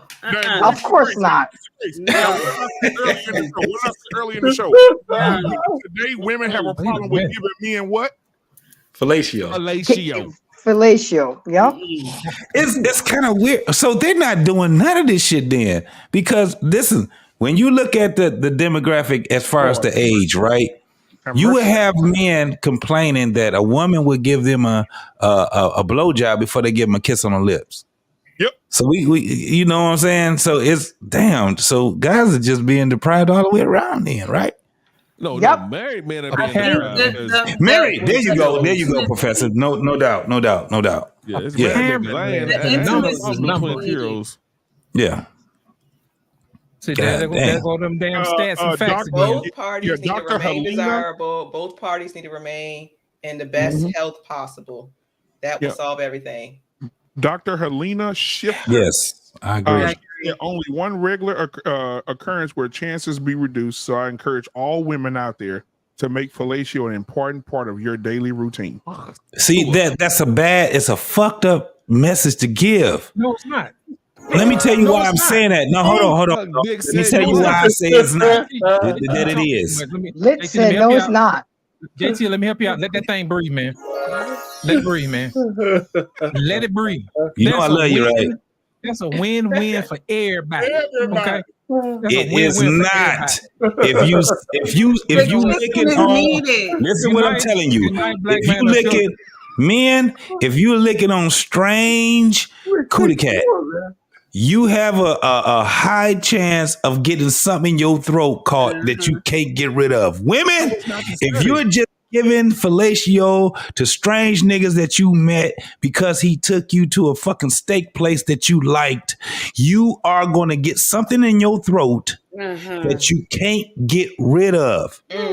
I'm telling you, we have to be indiscriminate. We talk about single folks, or we talking about married folks? See, this is where we get the messages fucked up at. That's why I was just saying. We do things the right way over here. We do things the right way.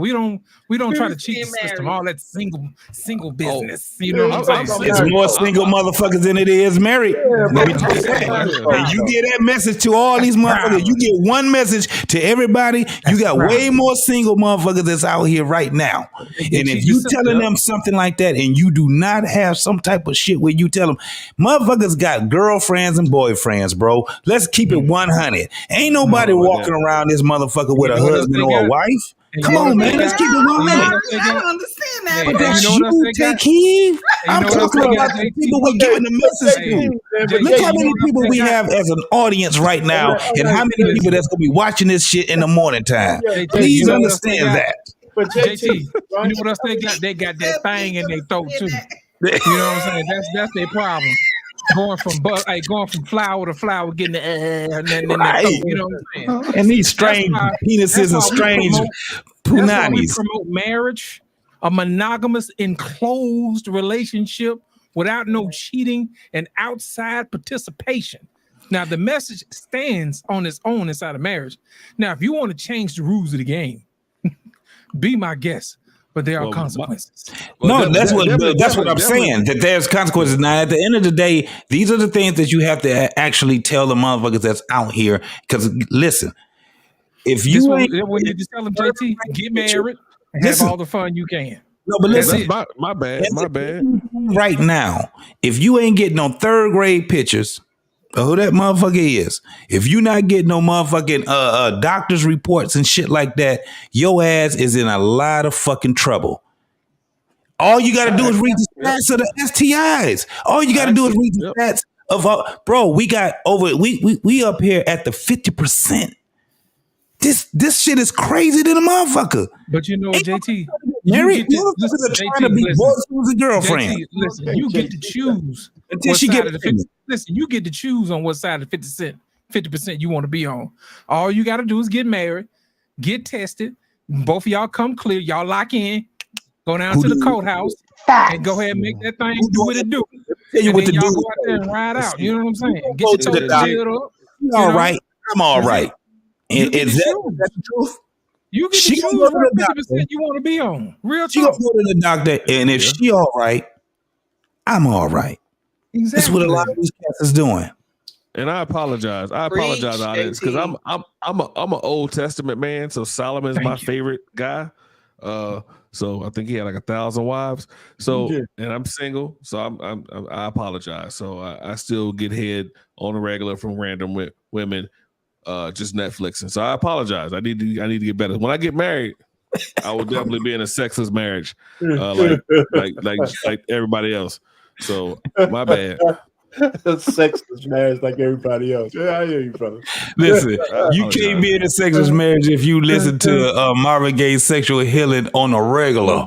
if you know how to, you can't. You know what? Next time we have a family get together, I'm gonna take my phone out, I'm gonna hit the record button, and I'm gonna walk up to my group of uncles that's just standing there talking and shooting shit. I'm gonna say, boy, y'all looking good tonight. All y'all wives finna give y'all some ass tonight. They in unison, them motherfuckers gonna say together, shit. Who? That's so sad. That's sad. I'm telling you. Hey, I know my uncle went 17 years without getting done. He had to get a side chick. My aunt was mad. He had a 17-year-old son somewhere. I'm like, nigga, you didn't give him no ass for 17 years. What you expect? Well, hey, Professor, how old are you, man? I am the ripe old age of 42. Okay, 42. Black man, what you 39, 40? And I still date 22-year-olds.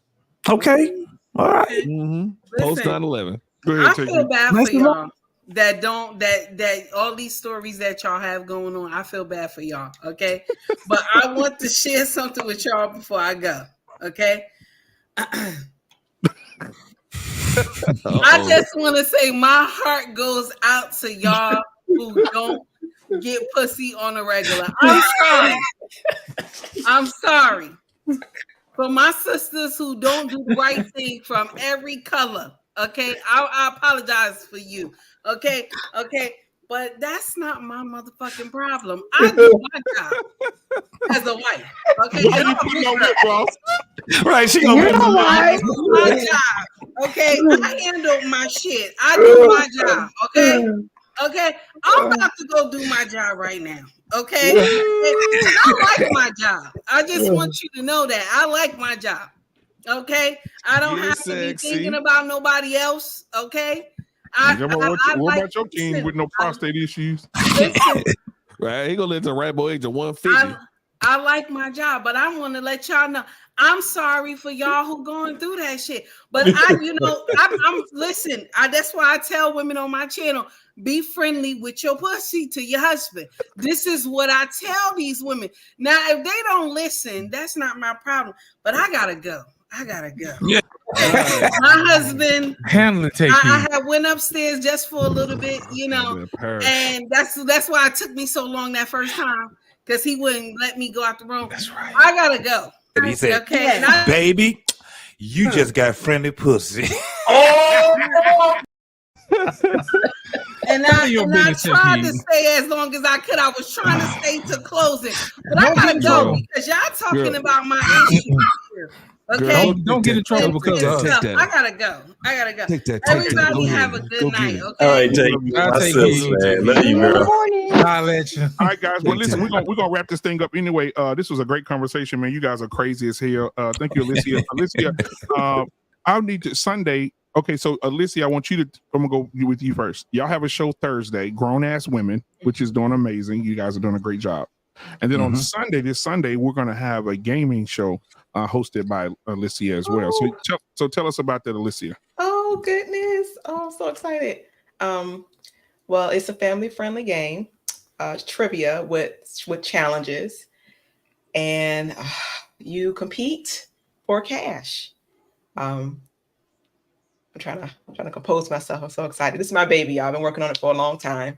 The main focus is to strengthen relationships, whether it be with your family, your partner, whoever.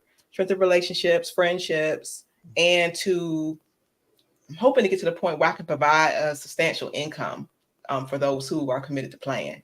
And I need contestants. I need contestants to play. Oh gosh, I'm so nervous right now. Well, I invite you all to play, and like I say, it's family friendly. So if you have someone in your household, or a date or whatever, to join and have some fun and learn something new about the world and about each other. Let's do it. So you need couples to come on, or single people? What kind of people? They have to be couples. It can be individuals. It can be couples. It could be whole families. You have a football team on your team. I mean, whatever you like. All right. And the title of you guys' show on Thursday, what is it? It is Do husbands really require respect? Oh. Do husbands really require respect? That's dope. I'm working on it. Pretty good. All right. Well, thank you so much, Alicia. Professor, what's going on, man? You got any final thoughts before we get out of here? Oh, great panel. Great topic tonight. I definitely enjoyed the discussion. I definitely appreciate you guys for having me on. You guys are great. Always like to give shout outs to my men of class. That's confidence, loyalty, assertiveness, ambition, strategic, and strong, as well as my woman of grace. That's gentle, resilient, attractive, compassionate, and elegant. So I'd like to give those shout outs to those two classes. But again, I just enjoy the opportunity to be out here and have a conversation with you guys. Great conversation. Absolutely, man. Thank you for being here, brother. Yes, sir. Arpane, what are your final thoughts? Very brief, sir. You know what, man? Give no love. You know what I'm saying, man? We got that shit on deck. Mayday! We got it for your ass. We got it for your ass. Come on.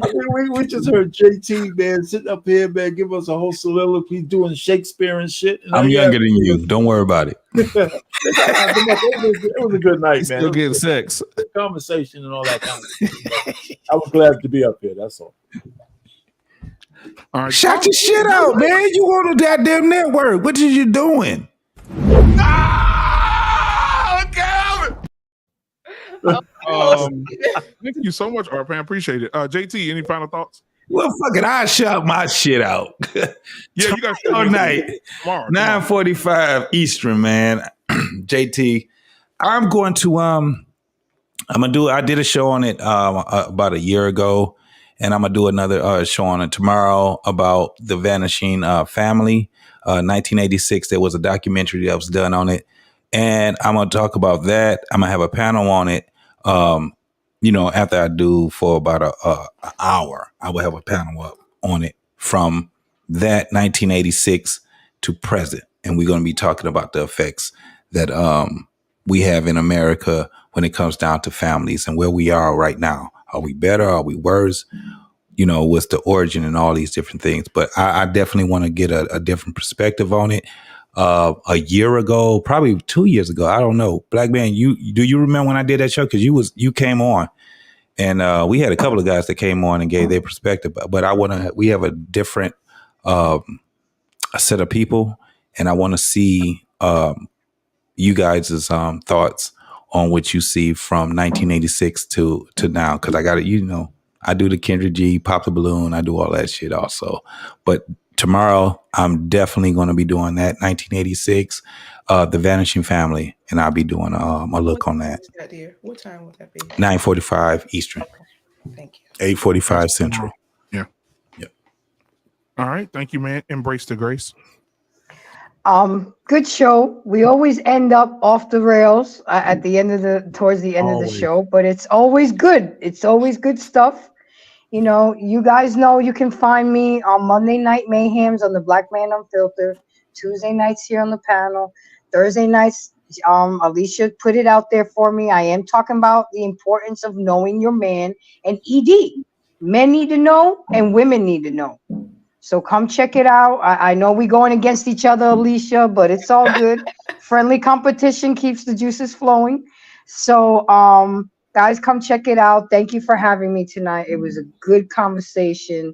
What's good for the goose is good for the gander. So whatever bullshit women be talking about men, y'all just turn a mirror on them and put it right back on their ass, because they got a lot going on too. We all, both men and women, we all got to get our shit together and embrace ourselves to become better versions of ourselves. So with that being said, y'all have a good night. Don't forget, less nagging and more gagging, okay? Absolutely. And you know what? I want to kick a shout out to the WNBA. I really want to say this rookie class is really, they're bringing sex. And I mean that in the most positive way. I think last year's WNBA, when they did the, what you call it? Swimsuit?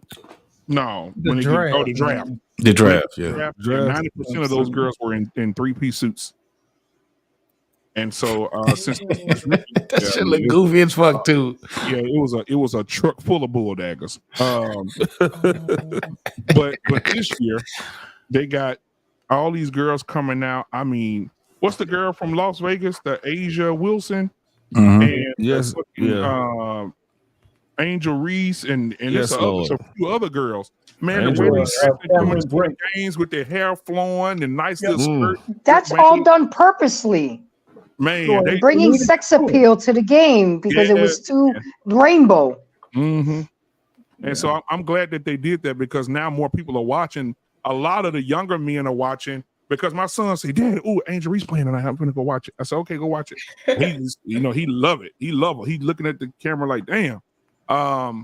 But I think that it's more eyes on the game because of that. Don't nobody want to see these girls score basketball and then they talk about, "Yeah, nigga." That's just right. You're right. Angel Reese, the only one to make me Morris. I'm trying to tell you. Morris.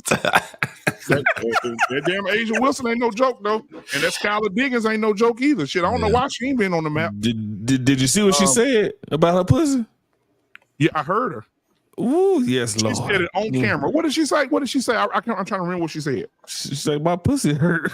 I was like, oh shit, okay. Yeah. So they had a mic up, and I guess she forgot she was mic'd up. And she was on the other team, and she was like, "My pussy hurt." She said, "Girl, I've been putting this." She said, "I've been putting this pussy on that nigga," and she said, "Shit, I'm barely made the game. My pussy hurting." God damn! I know that was so embarrassing. Man, this is a new breed right here, buddy. They had her mic'd up, bro. She didn't know she was mic'd up though, so she get a pass. Let that slide and rate. Just like But let that slide. Keep in welcome mind, to this the is new the same WNBA. girl. You know what I'm saying? Look at that Keep pussy. in mind, this is the same girl that Jay-Z bought a $150,000 Mercedes for when she got drafted. Yeah, that's an investment. And she bad. Oh no, Jay-Z hit that. I don't give a damn nobody say. Oh, 100%. As far as how big as it is, he definitely got that for sure. He said, "Beyonce, I'll be back. I gotta go somewhere." I gotta do something. I gotta see a man by the horse. For sure. And she don't play. And she don't play basketball. But if you can find Chandler Hayden from Alabama, yes, Lord. What's the tall girl that played for Chicago Sky? She from Brazil. Oh shoot. With the red hair. Oh, the black girl with the red hair. Oh shit. Oh, the one that played at South Carolina? Yeah. Oh, yeah. She ain't no Angel Reese, dog. I can tell you that. Yeah, she's not Reese. And she ain't no Cameron Brink. And yes. See, that's how you know the WNBA coming because y'all trying to remember these folk names. When back in the day, you probably wouldn't even care. Man, no, you be like the tall one, the 6'6".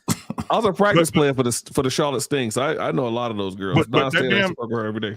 But damn Caitlin Clark, you can say what you want. She may look like some man. She may look like one of them Owen brothers.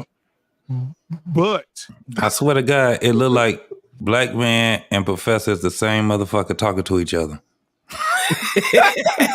It looked like Professor talking to himself. What the fuck is this shit? This shit is amazing.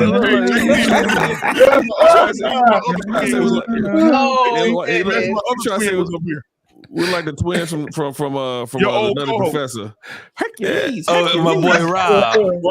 Rob was up here. Oh, I had Rob up here, boy. That's right. It'd be like, dude, is y'all triplets? That's funny, man. You got Gerald. Shit. Hey man, but I appreciate you guys coming in tonight, man.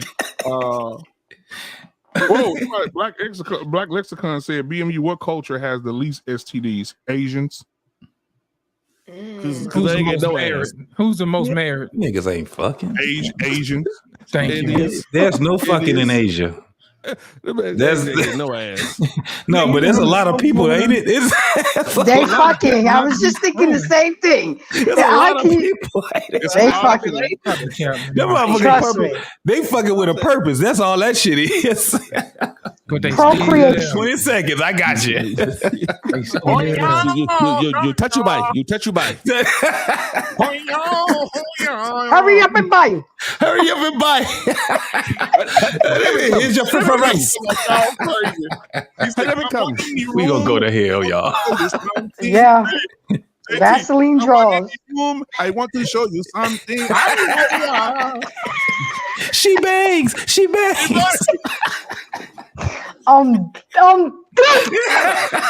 Walking in the store talking about I feel sorry for your mother. My mama. Man, bro, listen, I know this is gonna tell our age. Do y'all remember a movie back in the 90s called True Lies? Hell yeah. Yeah. I just watched it. I love that movie. I love it too. Remember when he was in the room with Jamie and the Indian dude did the recording for him? That boy said, "Lie on the bed."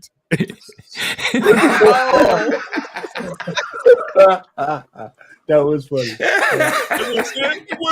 Slowly. Lie on the bed and close your eyes. Do it sensual. Do it. Yes. Now I want to go watch that movie. That shit is good, man. That is a great movie. I ain't gonna even lie. Bro, I remember learning all the lines, bro. I remember when I remember the name of the terrorist organization. It was the Crimson Jihad. I remember when the dude had the camera and the battery went out and he pulled the camera down. He said, "How long have you been a spy, Harry?"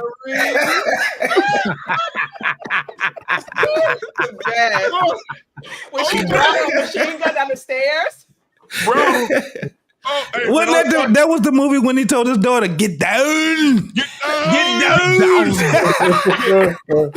Is that movie on Netflix? It's on Hulu. It's on Hulu. Yeah. Hulu. Okay, I got Hulu. Bro, what's the part when he said, I'm trying to remember when he said, what did he say? I'm trying to, no, when he was in the car with Arnold, he said, so who you fucking now? He said, man, some lady married to some business asshole. Yeah. He said she got a pair of titties, make you want to stand up and beg for buttermilk, ass like a 10-year-old boy. Boy, that shit was funny as fuck. I'm done. Good night. Good night. God bless you. Good night. Hell yeah. I'm lost, translation. I'm lost. Oh my God. Get to the chopper now. Get to the chopper now. Get down. Remember when he told her, lay your head in my lap so the people won't see us. And he said, I heard it on the radio. He said, maybe she's sleepy. Yeah. I'm done. Good night. Close us out. Man, listen. I got one more. For y'all. Just to refer y'all. Eddie Murphy. If you look at Eddie Murphy doing James Brown, and he doing the hot tub, and when he said, "Let me get in the hot tub," he used to say, "Hey, it's too hot in the hot tub." Bro, one day we got a movie day, bro. One day we just gonna log in. We ain't gonna go live. We just gonna watch a movie, bro. If I watch 2 hours of y'all, I promise you I'm gonna pass. No, it's gonna be funny. I just watched it, bro. Sunday, I watched it. That shit was funny as hell. That boy said, he said, "Did you just piss yourself?" He said, yes, and I got a little dick. It's pathetic. You know what? I'm finna close the show out. Listen, y'all. Go ahead, man. Go ahead. Listen, y'all get married. Don't be out in the street getting dick measles. Good night. Oh.